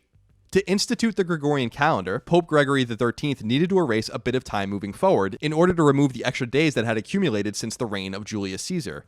You saw a similar thing happen when the Russians, as an example, finally abandoned the Julian system a century ago. Specifically, there's an extra day in the mix for every 128 years or so that pass. Mathematically, 13 days should have been removed at that point to zero out the calendar, as it were, but Pope Gregory XIII only removed 10, which is at the very heart of the conspiracy. In 1582, the days October 4th through October 14th were stricken from the record. They never happened in Gregorian timekeeping. Time flowed from October 4th to October 15th in 1582, and the 15th of October was the first day of the Gregorian calendar as contemporarily used. It's here that the conspiracy heats up. To some, Gregory XIII's dubious math, arriving at 10 days instead of 13 days, indicates that he was aware of a date-changing conspiracy that occurred centuries earlier, and was compensating appropriately for it. So now we've set the stage. We understand what's going on with the calendar systems, why the calendars needed to kind of change, that the Julian calendar was a nice solution compared to a lot of earlier calendars that were woefully off. But at the same time, it had this one major problem that as 1500 years had passed, had kind of drawn up like basically an extra 2 weeks of time that are unaccounted for. The Gregorian calendar strives to take care of this, and Pope Gregory XIII was trying to take care of it. But why did he leave off 10 days instead of 13? Yeah. So now we've got a 3-day discrepancy, but you kind of get the point of the conspiracy, is they realize they get to rewrite the calendar and that it's strayed from the equinoxes, and so they have to eliminate some days, right? So if you can eliminate 10 days or 13 days, which we're going to get to the discrepancy in a little bit here, but if you can do that, then you could eliminate some years too, couldn't you? Right? Like if you're actually saying, okay, guys, the new date is this, and this is the new year, right? We're renumbering things, and you have a mostly uneducated population, and many of them cannot read. So you're basically just telling, kind of dictating, like Ash said, the victor writes the history. So whoever's in power gets to tell you what the day is. And do you think people growing their crops, or working on their steel mill, or whatever the hell's actually going on back then? Do you think they really give a shit? Like if you're like, actually, guys, it's not Tuesday, it's Friday, and the year's the 9/27 now. Like, in my opinion, do you think anybody really gives a shit? You know what I mean? Like maybe they mutter to each other. Maybe they like whatever, these elites are stupid. Who cares? I'll call the year 10,000 if they want me to. I don't give a shit. Like I gotta harvest to have, to make happen. So I mean, anyway, go ahead. Anything there, Ash? Anything, buddy? Oh, you're no. listening. I mean, it makes sense. I just, wouldn't there be corroborating news articles or like someone talking about the shift, and it's a little weird, or maybe like an announcement You know what I'm saying? There has to be some sort of paper trail. Then, just a guess. Well, that's kind of the point, right? So the paper trail is controlled by the people in power at the time, and so you didn't have peasants kind of keeping journals or any of this because they couldn't read.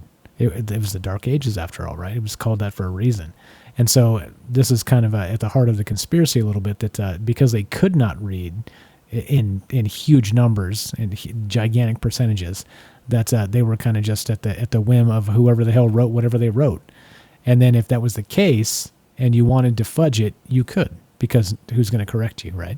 Like the elites are in on it, just like the Comeys and the whoever's you want to say, right? I always say Jim Comey because it pisses me off that the fool leaked forever and didn't get a damn thing done to him. But he was the hero of the left, he was the hero of the right, and back and forth, and now everybody hates his ass. But you get the point, right? so like the thing is, if you're the one kind of making the rules and writing down the documents, you can write the documents to say whatever you want them to say. And so the weird part is here that by canceling those 297 years from history, is that they actually say that their Charlemagne, the reign of Charlemagne, was made up, right? It was completely written in fiction. Like, there's some weirdness here, right? There's some weirdness.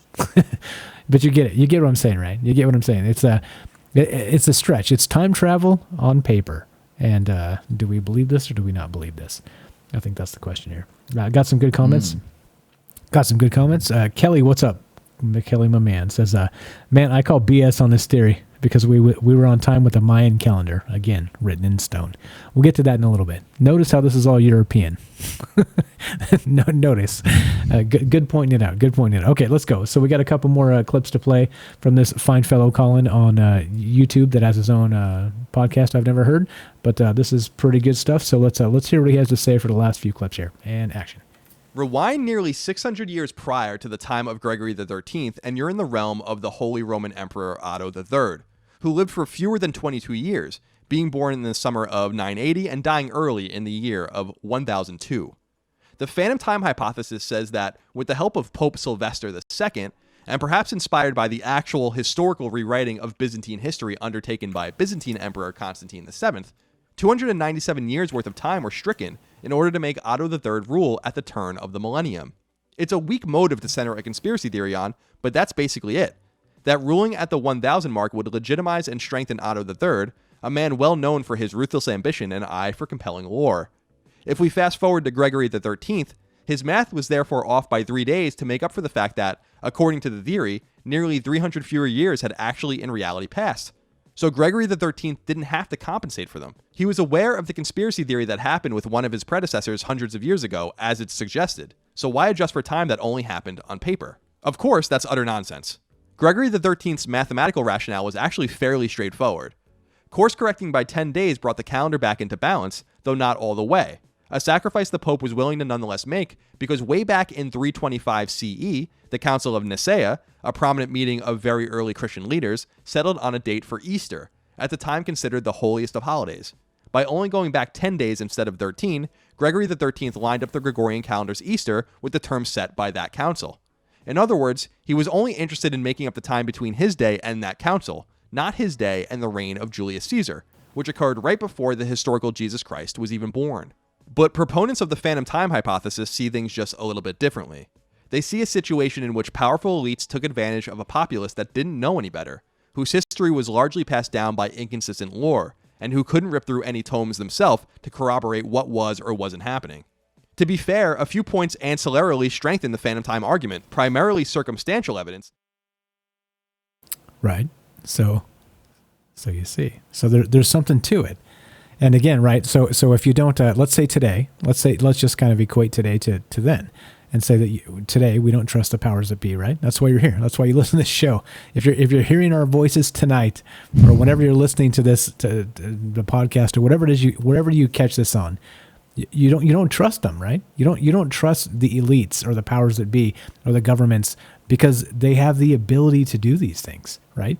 I mean, it's a little bit more absurd in the internet age where you can just say, no, this is not the year 2020, guys. This is the year 3455. You know what I mean? Like the outcry would be ridiculous. I don't know why, because I don't give a shit what day you call it, right? A Tuesday or Friday or Mike's Day. Let's call it Mike's Day. Let's make an Ash Day. Ash Day and Mike's Day. We're gonna go 8 and 9 days a week. But I mean, Ash Day sounds like it could be something. Mike's Day definitely sounds like some guys abusing their power. Okay, fair enough. Fine, fair enough. But you get the point, right? Like whatever it is whatever it is. Like history is history, and today is today, and from us to that point is academic. And so the academic argument from then to the now is I would say just for sake of argument, foggy. Right, because again, the victor writes the history, just like Ash said. So I mean, what do you guys think? Like again, we're out on a limb a little bit here. We're time traveling on paper. We're taking some of this stuff that's written by these German scholars, and they think that there's some actual corroborating evidence for this. So meaning that we've got a church that we'll look at in a sec. They think that the actual building of this thing was ahead of its time by about 300 years ish. Right? Wink, wink. Some of the building practices and the way they built this thing. So the way they dated it versus what it actually ends up being. So there's some actual physical evidence they point out here. So we'll talk about that in just a sec. But yeah, I don't know. What do you guys think? One more time, we do this live. We want to hear what you have to think. We'll read the chat. So please chat. But do call 702-957-1037. Click the Discord link. You can go to troubledminds.org and find both of those. What do you think? You think this is a bunch of horse shit? And if you do, that's fine. We want to hear why. And not only that, if you don't think it's a bunch of horseshit, you think it's plausible, that's fine too. But the issue is we have to be able to think about these things rationally and logically for ourselves. And that's what the question is.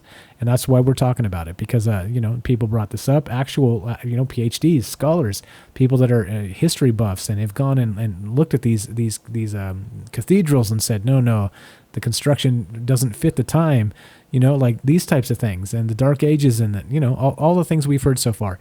So I mean, how does it make you feel? How does it make you feel? I mean, are we off the beaten path here? I think we should be, because that's how we roll pretty much. But you think it's full of shit? You think this is a bunch of garbage? And do you think it's worth talking about? I guess that's the question. That's the eternal question, right? That's always the question. Is this worth talking about? And we can't talk about aliens every time. No, we can't talk about aliens every time. We try. Mike won't let me. I had to smack his hand like 3 times this week. No, we just did aliens. We can't do aliens every damn time. Come on now. Yeah. So no, we're not doing aliens tonight. But the reptilians, Mike. But the Anunnaki and the reptilians. I'm telling you, I know. Okay, so anyway, do call, please. 702-957-1037. There's the phone number one more time. Go to troubledminds.org. You can find the phone number and the Discord link. And there you go. There you go. Christian, what's up? Says, is this source legit? Well, yeah. No, all of this is a thing. It's all a thing. So this is not something that we're totally making up. And there's several sources. There's a Wikipedia on this. There's all kinds of stuff. I've linked it all. I'll continue to link it all as we go. There's more that should be talked about. But that we will talk about. But it's it's a thing. Like it's a thing. It's like it's basically like saying the moon landing didn't happen, right? It's the same sort of thing.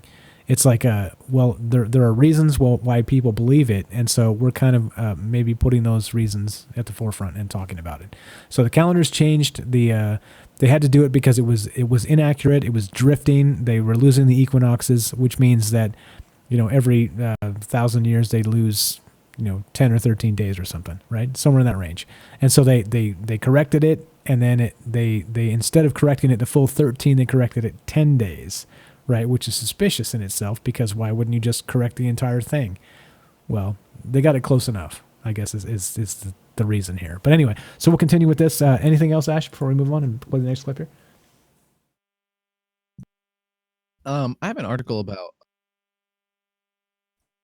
the impact of stories have on our ability to interpret history. Do you want to take a break and do that, or you want to keep going? Yeah, let's do it. Let's do it. I got to go refill my beer, so why don't we do that? Your mic is fine, by the way. It's cut in and out a little bit. It's better than it was last time. But yeah, hold the cord up straight or whatever. Okay, I'll just position myself correctly. There you go. There you go. There we go. Okay, so Yeah. all right. So where's your article? link it to me, please? Yeah, and I'll so put it up. this one is from TheVerge.com, and it says a philosopher explains how our addiction to stories keeps us from understanding history. So if you know anything about marketing or just living life in general, humans love stories. There's something about stories that really resonate with us. There's the classic hero's journey, right? And that's kind of a concept. If you break down a lot of movies and stories like Star Wars and different things like that, stories kind of have this like kind of structure to it. So stories have become kind of embedded in our culture.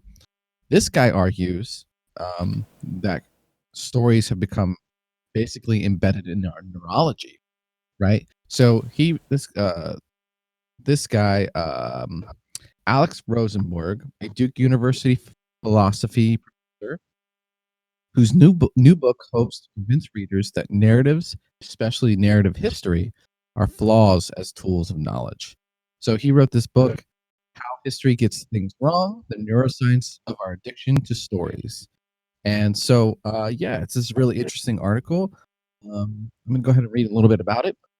And to kind of sum it up is that, sometimes our brains get in the way, right? And maybe of getting things right.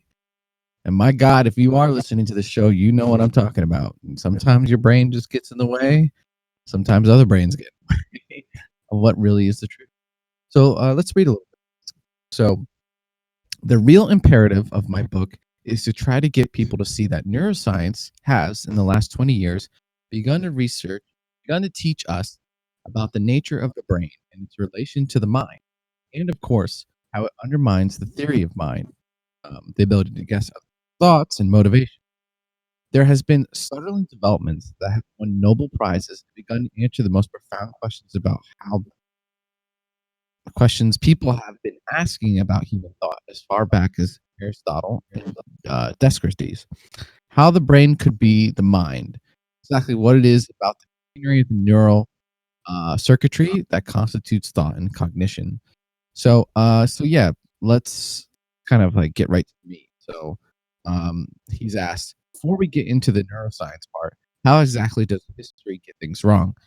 Why do you find this narrative so unconvincing? And this is response. I myself am the victim of narrative. I love narrative. The only thing I read. He is a philosopher, a philosophy professor. It's the only thing I read. It's fantastically seductive.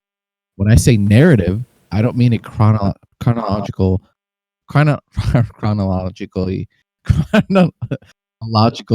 of events. I mean stories with plots connected by motivation, by people's beliefs, desires, their plans, intentions, and values. There's a story. Problem is, these historical narratives seduce you into thinking you really understand what's going on and why things happen. But most of it is guessing people's motives and their inner thoughts. It allays your curiosity and you're satisfied psychologically by the narrative, and it connects the dots so you feel you're in the shoes of the person the narrative is being recorded. It has seduced you into a false account, and I think you understand.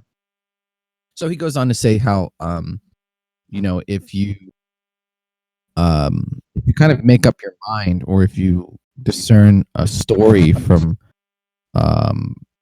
going through the history books, it'll taint you to not be open-minded to other data. It'll basically you. So then this goes back to everything that we're saying, where the winner writes the history. So when you think of Julius Caesar, you think of it in a certain context. So if people were to go back and look at the data, they're going to look at it from that context, right? E tu Brute, Caesar, kind of the fall of Rome, and all these things. So it's an interesting article. Feel free to take a look if you're interested in the book. The book again is called "How History Gets Things Wrong: The Neuroscience of Our Addiction to Stories." And it's just a really interesting concept how our brains work, and sometimes they're amazing things, but they do get in the way. Are you back, Mike? Yeah, I've been back. Well done. Okay. Nice story. Nice bridge there. That? No, it's good, and that's the type of thing that's exactly at the heart of what this is about, and it's So you can say we have cognitive biases, right? Like against each other, right? Like we're tribal with other people, right? If they're not like us, we're suspicious. We're even militant against them. We're hostile. But what about history and the things that we're told? I don't know, right? I think it's healthy to question those things, to question the sources, to always question the sources, and to maybe there's a version of history that's academic, right? That's what they call a scientific consensus. Wink, wink, right? I use that term intentionally. And so, does that mean it's correct? Does that mean it's like spot on? Of course not. That's silly, right? Because in many cases we're filling in gaps where we don't have archaeological data from this year to that year. Like there's lots of things, right? We're taking history as written by people, and people are fallible. People are fantastic, but people also are fallible. And then so we have it's sloppy. And so anyway, that's where this kind of comes from. That's where this whole missing time narrative comes from. The Dark Ages, and why a lot of fantastic building didn't happen. Why people weren't reading and writing and all these things, right? They kind of they're able to postulate that it was written out of history because it was they called it the Dark Ages when it was actually just like a calendar push forward. It didn't exist. Was it like the whoopsie ages or the skip ages? What would you? What's a better name? Yeah, or, exactly. Whatever it is. What's up, Chubby on Twitch says, you guys sound exactly like the Rebel Scum podcast. We didn't even talk about Star Wars though. You Rebel Scum. Yeah, no, we didn't do that. But okay, maybe. But I think that's kind of the point here. Like maybe those guys should be on or we should be on their podcast, or vice versa. But that I mean I think this stuff is common sense. Like we can't. It's easy to just to let it be and not challenge anything, right? It's easy, but I think it's hard. It's a lot harder, and what we're doing to be able to say, hey, just keep your mind open to these possibilities. So that's really what this is about. Great segue there. Great fill in the blanks. Appreciate that, man. Okay, so now I got a fresh beer. I'm just here. We out here, just trying to get it done. Out here just trying to get it done. All right, here we go. So let's continue this. The Phantom Time Theory again from Colin on YouTube. I didn't link his channel. It'll be in the underneath the YouTube as usual after the show, etc. So on. So let's hear the end of this, the rest of this Phantom Time hypothesis, and where this leads, and why these individuals kind of brought this up and what they talked about, including that church, that architecture that they point out as being like 300 years ahead of its time, right? So there we go. So here we go. Action.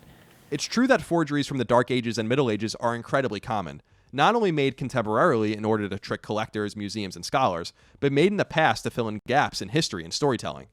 The Catholic Church itself mastered forgeries, and was in on the game for a very long time. That, combined with a substantial lack of concrete and verifiable archaeological, historical, and cultural evidence from the time, indicates that maybe those years didn't exist. Just like the New Testament itself, which was written well after Jesus and his contemporaries were alive, and were based on passed down histories and stories, the suggestion is that people simply wrote things later to make up for a gap, and sometimes that stuff is entirely made up. To make the rewritten, falsified history plausible, however, proponents suggest that a cadre of fakers created, out of whole cloth, important historical figures, like Alfred the Great, King Edward of England, and most notably, Charlemagne himself. Proponents point at evidence ranging from a building moratorium in Constantinople that ranges over those dates indicated, to a church called the Chapel of Aachen, which was reportedly built in the 800s using techniques that weren't even around at the time.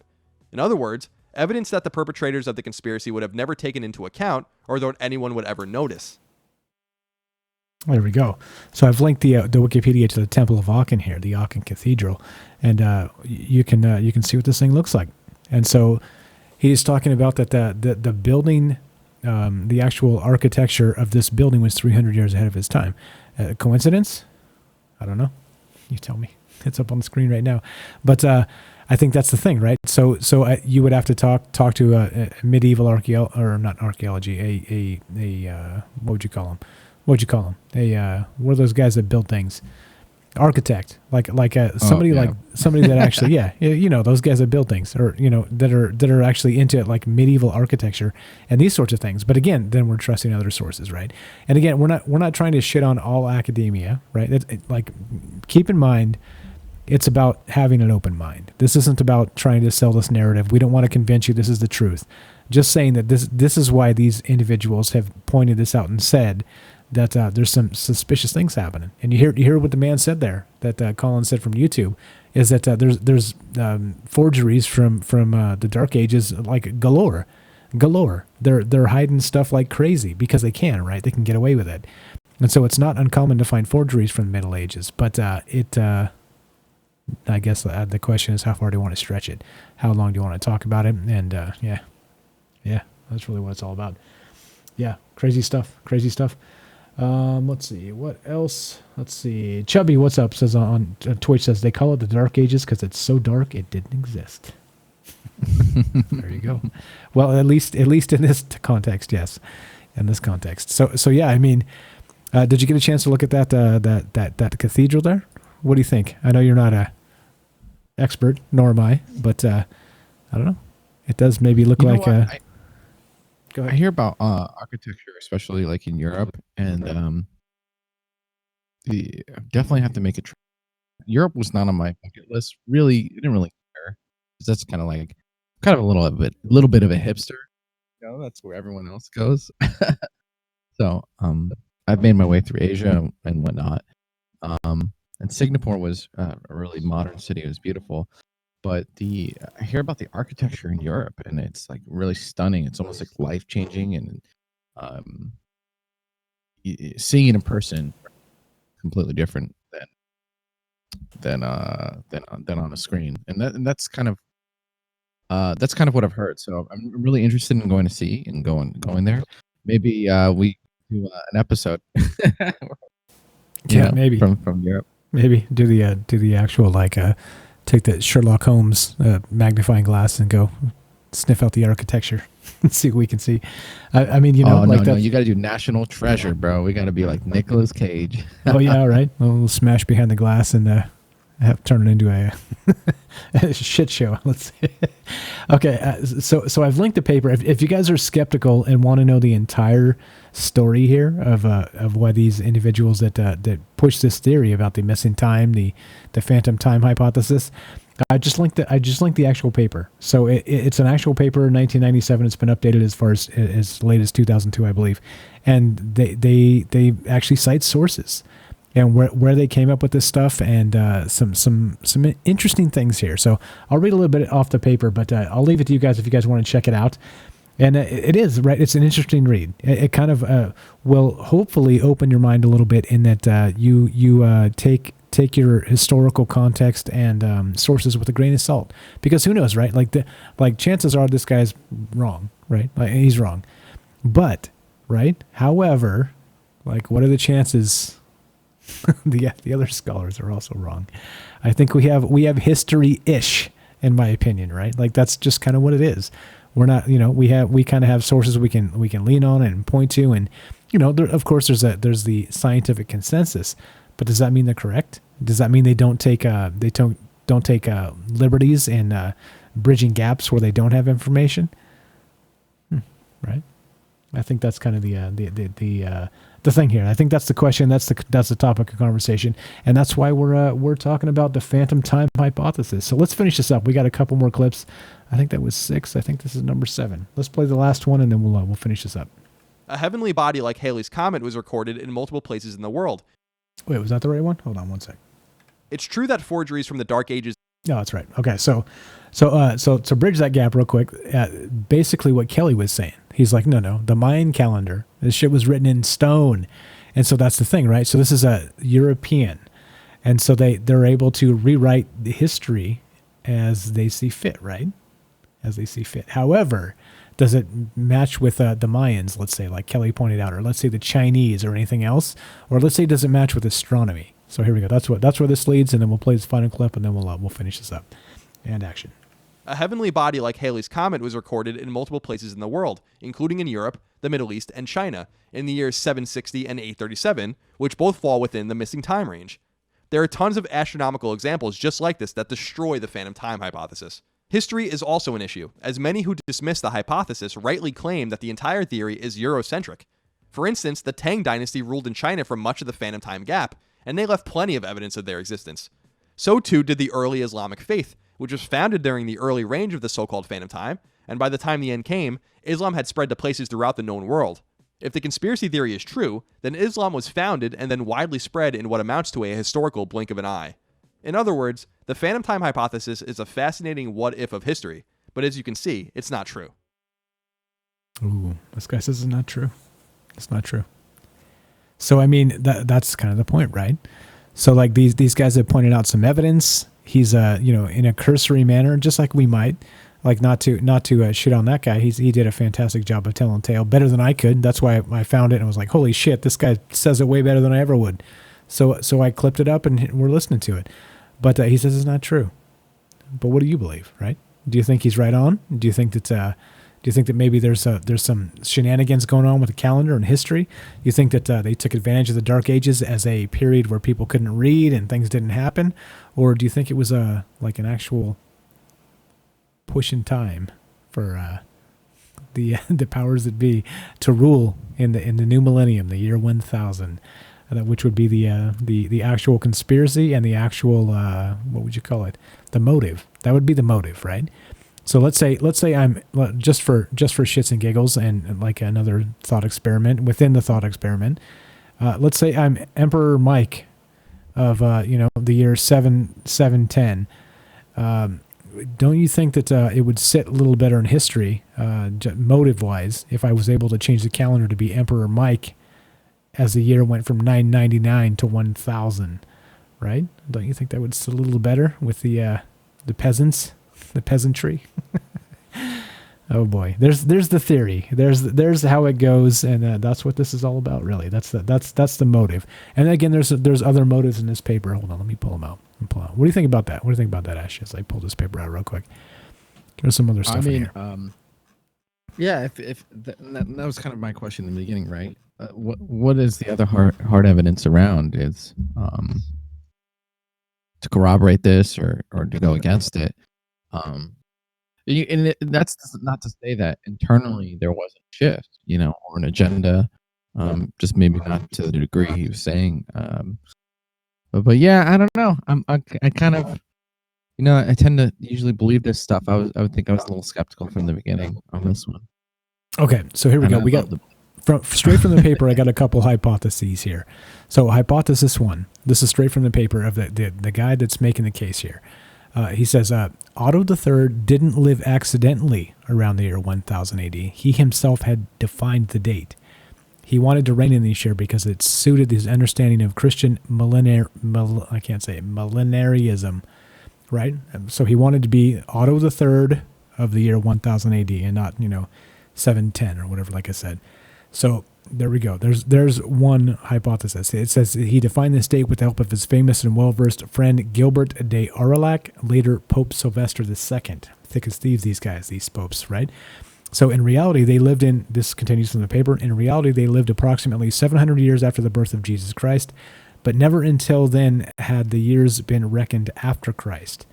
Perhaps unaware of their error and without intending to falsify they defined one special year as 1000 AD. Consequently, chroniclers had to invent 300 years of history to fill up empty periods with a great occasion for dynasties and kings. You can design the plan, blah, blah. Anyway, you get it. So there's one. First hypothesis. Second hypothesis from the paper. Constantine VII of Byzantium, 905 to 959 AD, organized a complete rewriting of the whole Byzantine history. The famous German Byzantinist Peter Schreiner has demonstrated how official historiography interprets this process. Beginning in the year 835 AD, monks rewrote peace. Okay, you get it, right? Blah, blah. This is boring. This is boring history, right? If you're not a historian, you're like, shut up. But here's the paper, right? Here's the paper. It's right here. And so this is exactly the point. This is first published in 2002. And I did link it if you guys want to check it out. And there's some other good sources here. There's some other good sources. I'll link them as well. They'll be linked with the show notes and everything else like we always do. But what do you think? Like we got a few minutes left here. We're not done yet. We got time for you. So if you guys think this is a bunch of BS, if you think this is not worth talking about, what do you think? This is a conspiracy, right? This is a historical conspiracy. Like I said, it's time travel on paper. I think it's BS. You think it's not? You think there's something to this? I don't know. I guess you got to read the paper, get some more evidence, but there's only so much time. There's only so much we can talk about in a couple hours, but yeah, we'll follow this up at some point. I'm sure it'll like tie into something somewhere along the line because these things usually have a way of worming their way into something or other. But what do you think? What do you think? Is this just BS? Is this some guy trying to make a name for himself? Is this think about it, right? So this is the ridiculous parallel, which may not be that ridiculous. So there's a guy in this day and age maybe creating this BS conspiracy theory to make a name for himself, right? And that's obvious. Like he literally did that if this is complete BS, all right? But based on that, can we go back to the time of, 710 AD and say, well, some guy back then wouldn't make a ridiculous calendar change to make himself more famous in history. You know what I mean? There's I don't know. There's an odd parallel there between the two. And we definitely saw the one happen in 2002 with this guy that wrote the paper. So I did link the paper. Do read it if you guys are interested in this. If you're history buffs, even better. If you're not, let's widen our breadth of knowledge, because that again, right? And take it with a grain of salt, because you never know. You never know where the source is. You never know where this stuff comes from. Oh boy. Yeah, I don't know. It's fine. It's fine. Don't panic, Mike. I'm not thank you. Thank you for telling me to calm down. Calm down, Mike. Everybody calm down. All right. Everything's fine. Everything's fine. We're just going back in time, Going back in time. and accusing people Of being liars. of conspiracy. Conspiracy. Yeah. Yeah. You guys can't hide from us, okay? You think because you're like long dead, hundreds of years dead, you can get away with it? No. We're gonna go back in time.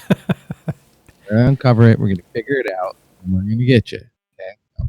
But I mean, it's kind of funny. This guy is accusing people of manipulating the time thing to basically make a name of themselves or improve their standing. But ego versus ego, this is his argument he's making, and if he gets credit for it, he's going to be famous, right? I know that historians and different things dream of being the person who creates the paradigm shift, kind of nailing a thing. So it's kind of an ego thing to some degree. Yeah, like if you discover the dinosaur, you get the shit named after you, right? You discover the planet, you get the shit named after you. So I mean, like there's something there. And so again, so if it's in modern times and that's the case, then I think with a grain of salt in this theory, that if some guy's willing to go on a limb with some conspiracy theory about the year 700 AD, that move into the year 1000 AD, that maybe. Yeah, maybe. Maybe. I mean, I think that's evidence enough in itself for me to take it semi-seriously, because we have a guy now saying that hey, this could have happened, right? And he's putting his name out there and his face and his name behind it, and that tells you a lot, right? Either right, he's a quack, or he's eccentric, or what is he? Maybe he's accurate. You never know. You never know. Oh dear Lord. Here we are. You never know. That's why we're here. We're here to talk about things, explore different ideas that you're not going to hear in the mainstream. You're not going to hear the media. Fox News is not going to. Tonight we're going to talk about Phantom Time. No. They're going to be like Trump's great.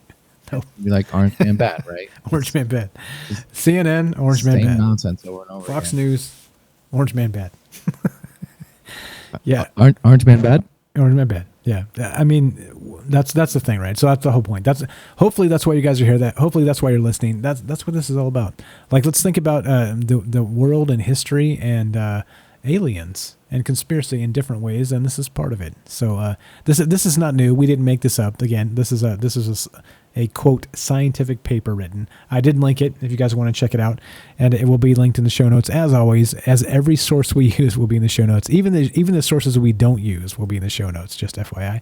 So if you want to kind of go down the rabbit hole and follow where we kind of came up with this stuff, you just do it. You just follow the links and click it and read it and see what we're talking about, because we didn't make this shit up. We did not make this shit up. Okay, so no, we did not. we did not. I got some shit to make up, but yeah, it's right. not this. You know what? Okay, here's the thing. So since we've got some, we only got like 20, 25, 30 people here at this one period right now. So it's kind of light. So I'm going to say this now. So if you guys are, I'm going to reward you by for sticking through and listening to this. I've got some stuff brewing that's very fake news-ish. Like I've been looking very deep into how. Remember a ways back, Frank and I talked about how to. Wouldn't it be amazing to just crank out some fake news and fool some people? Check it out. I'm gonna do it. I'm gonna do it. I'm gonna do this. I'm gonna make some fake news and I'm gonna put some articles up, and I'm gonna try to make them so they're airtight. And so, basically, I'm saying I'm gonna try and fool you guys. All right. So if you're at the end of this and you're listening to this, once in a while I'm gonna squeak in a fake news, right? And right now, it's not relevant, but eventually, here's what will happen. I'll squeak in a fake news article here and there, and the first person to call it out as bullshit that I made up will get like a free t-shirt or something, because the merch is coming. So we're going to do it that way. And so if you pay attention and you listen, and you think that there's some fake shit that Michael Strange made up, with some fake sources and some fake tweets and some fake people, yeah, you got it. That's what's coming. But not to fool you. I will be transparent about it after the fact. As soon as somebody calls it out as fake news that Michael Strange made up and wins the contest, I'll be forthcoming about it. I'm not trying to fool anybody. But it's a point that we need to be on our toes about every source we get. And we need to talk about these things. We need to be like on the top of our game, because the news cycle just dumps bullshit, like pounds and pounds of bullshit on us every single day.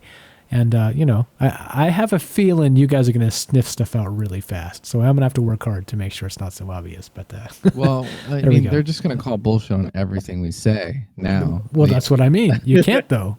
That's what I mean. The more you call bullshit, the more I'll wait to put the fake article, right? I'll like, wear you down, I'll wear you down, I'll wear you down, and then I'll slip it in. It'll be one of our news articles that we talk about for 90 seconds. Hey, come on now. There's two ways to play this game. You can't call bullshit on everything, because I got sources. What's up, Martin? Thanks for shit up, Martin from Sweden. John, let's see. He says, John says, are you giving away a batch of your Troubled Minds homemade crafted beer? I haven't done that yet. I should do that. That'd be amazing. That would be amazing. I'll take some of that. Yeah, exactly. What's up, Martin from Sweden? Thanks for showing up. Christian says, I like merchandise. Yeah, we'll do it. We're going to get it up eventually. It's coming. And again, check the website, guys, troubledminds.org. There's a shop tab up there. Maybe one day when you go on a random Tuesday or Thursday, you click the shop tab, bam, there'll be t-shirts and shit to buy. So there we go. That's what we're going to do. It's coming. It's coming to a shop near you. Go ahead, Ash. What's up? Yeah, and if we do that, that'll help us expand our reach, our influence.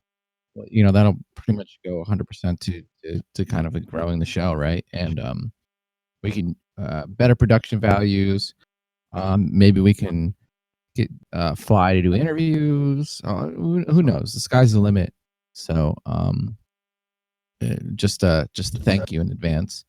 I want some swag myself, Mike. Yeah, me too. I'll wear that shit. I'll wear that shit all over the place. I'll deny I'm Michael Strange, but I'm like, dude, you should listen to these motherfuckers. They're on point. All right, here we go. We got a call coming in. We're going to take this call and then we'll finish this up. So here we go. And action. What's up? You're on Troubled Minds with Mike and Ash. What's your first name? Where are you calling from? Hello? Test 1, 2. Can you hear me? Yeah. Oh, yeah, I can hear. Hey, All what's right. up, Mike? This is Carlos. This is Juan Carlos. Juan Carlos from California. How are you, my man? How you doing tonight? California. Yeah. Good. How are you guys doing? Pretty good. Can you hear Mash? Yeah, I hear him. How's the weather in California? It was actually pretty nice today, nice and sunny. I work in the Bay Area, so it was a nice day today. Perfect, man. But, awesome. Yeah, so I was calling you guys. I'm not sure if you guys just heard the recent what was it called? The fucking that teleconference call for CDC for the coronavirus. What they basically I don't know if you guys check it out. You guys kind of see what Nancy. I forgot her last name, but basically there's Plastic keywords Pelosi. and the way she's saying it. Or go ahead. I don't know if you guys have heard of what's going on with that. No, you're good. Tell This us. last, Okay, this so teleconference phone yeah, call. no. So coronavirus news is coming to Fast and Furious. This is one I haven't seen yet. I'm not sure Ash has seen it, or we probably would have pulled it up. So go ahead and tell us. Okay, so basically, I mean, I heard it and everything, and basically, it's kind of just telling us everybody to be ready because it's not a matter of it's not gonna happen. It's a matter of time of when. So we just basically they're trying to prepare us to basically treat it as a pandemic, and there there's keywords that they throw in there as how she's going through these questions that they're asking her and stuff, and how she's explaining it of what's going on. So like what are they called? Non NPIs, basically non-pharmaceutical interventions. So basically, there's not going to be something that the pharmaceutical give you. Those types. It's what's happening in Italy. You seen what Italy? They just are already shutting down because they can't.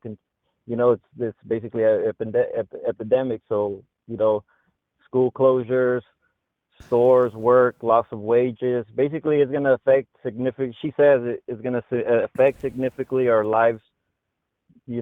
So everybody kind of need to be prepared because don't wait for the media outlet to let you guys know, yeah, we're having a pandemic. Go fucking stock up because those fucking shelves are going to be empty fucking within the first hour.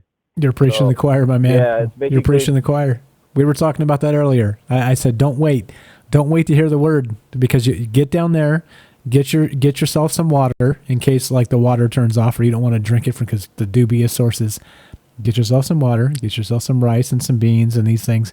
Timcast, matter of fact, Timcast that Ash loves so much, and Timcast is great. He tweeted earlier, I saw today, he said, go down, get yourself some water, some rice, and some beans.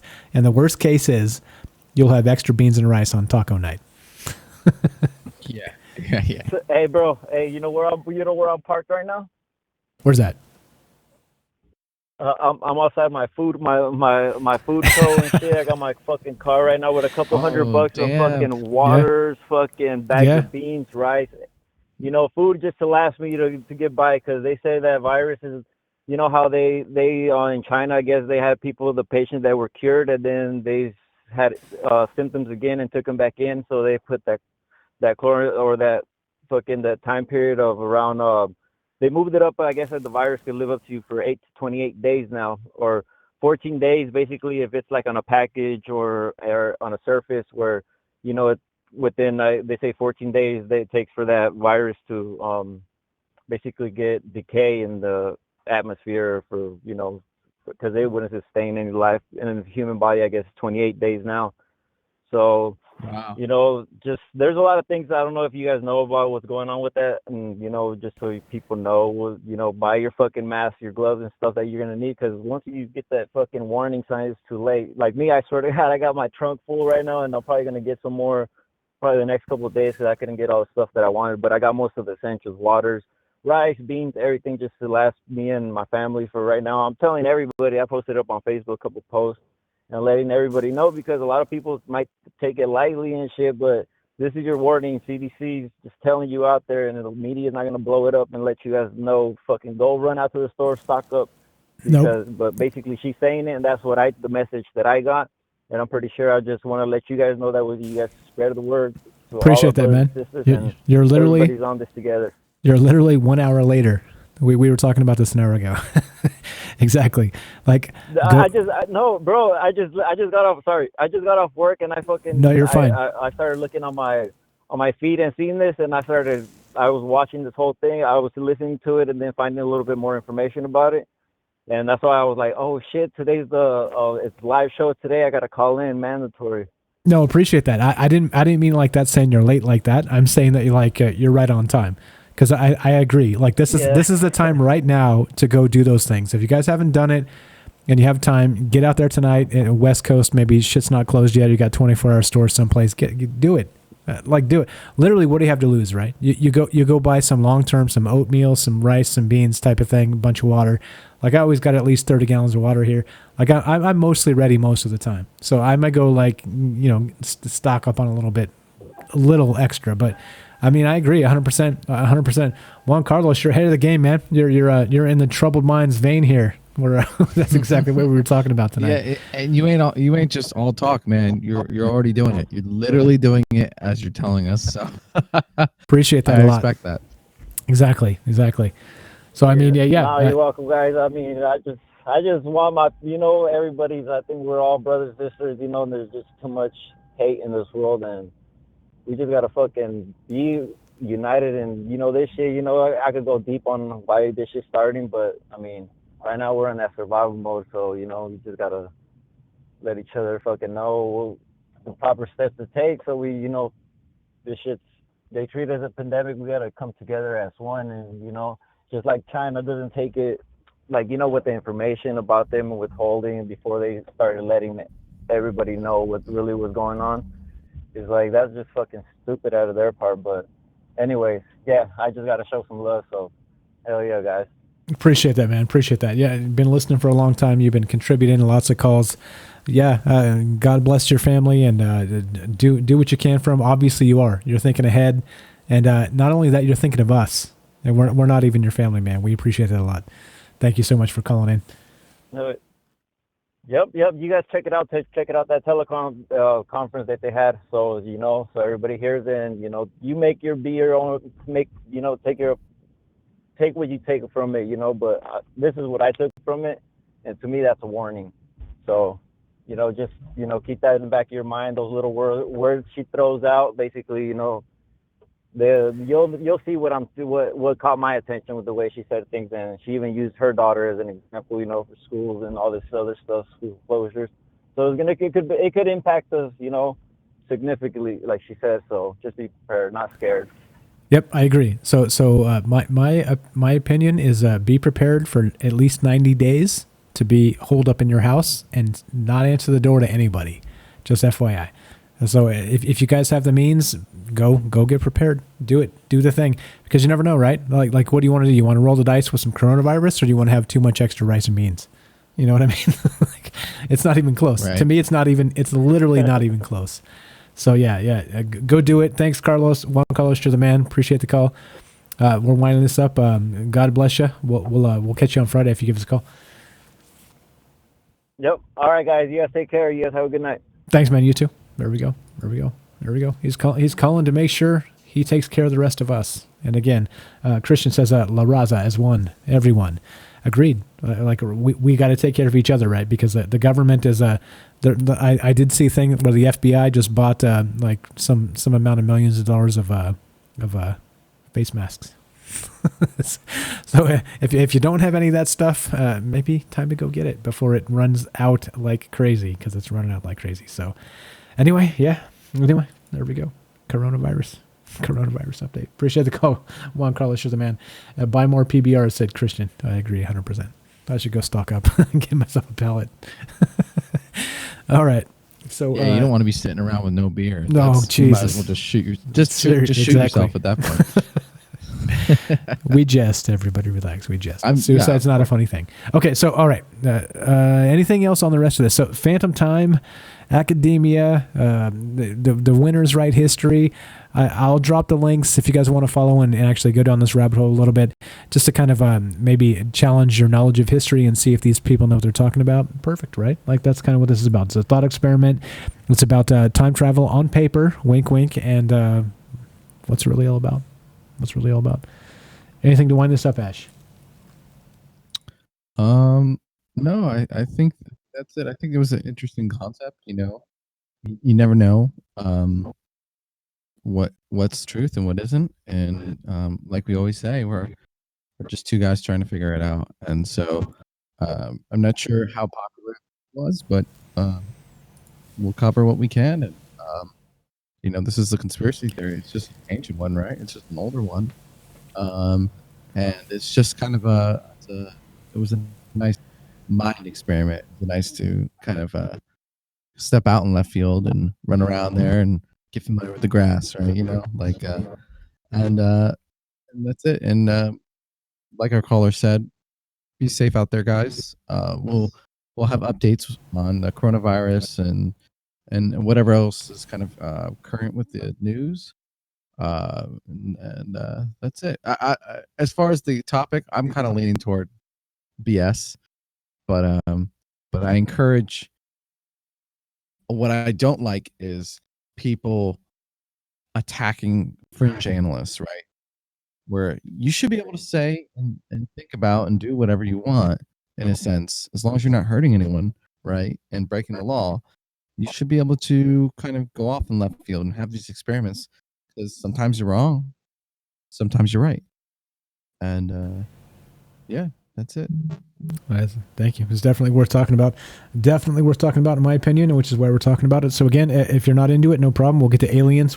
Trust me, we'll get back to aliens. I have to hold Ash back. He's like, dude, I got all this shit on aliens. I'm like, man, we did aliens last time and the time before. He's like, no, but I got all this say. Ash, settle down, buddy. Settle down, buddy. Next time. So stay tuned next time. Promise we'll have aliens in some capacity. But here's where we're at. We're talking about time travel on paper. And where do you hear that? Definitely not Fox News. Definitely not CNN. But we're at the end. We're at the end of this. And at the end of this, that means we'll see you on Friday. And you're listening to Troubled Minds Radio. I'm your host, Michael Strange. I'm your co-host, Ash, the reptilian from Mars. Ash, the reptilian from Mars. And we're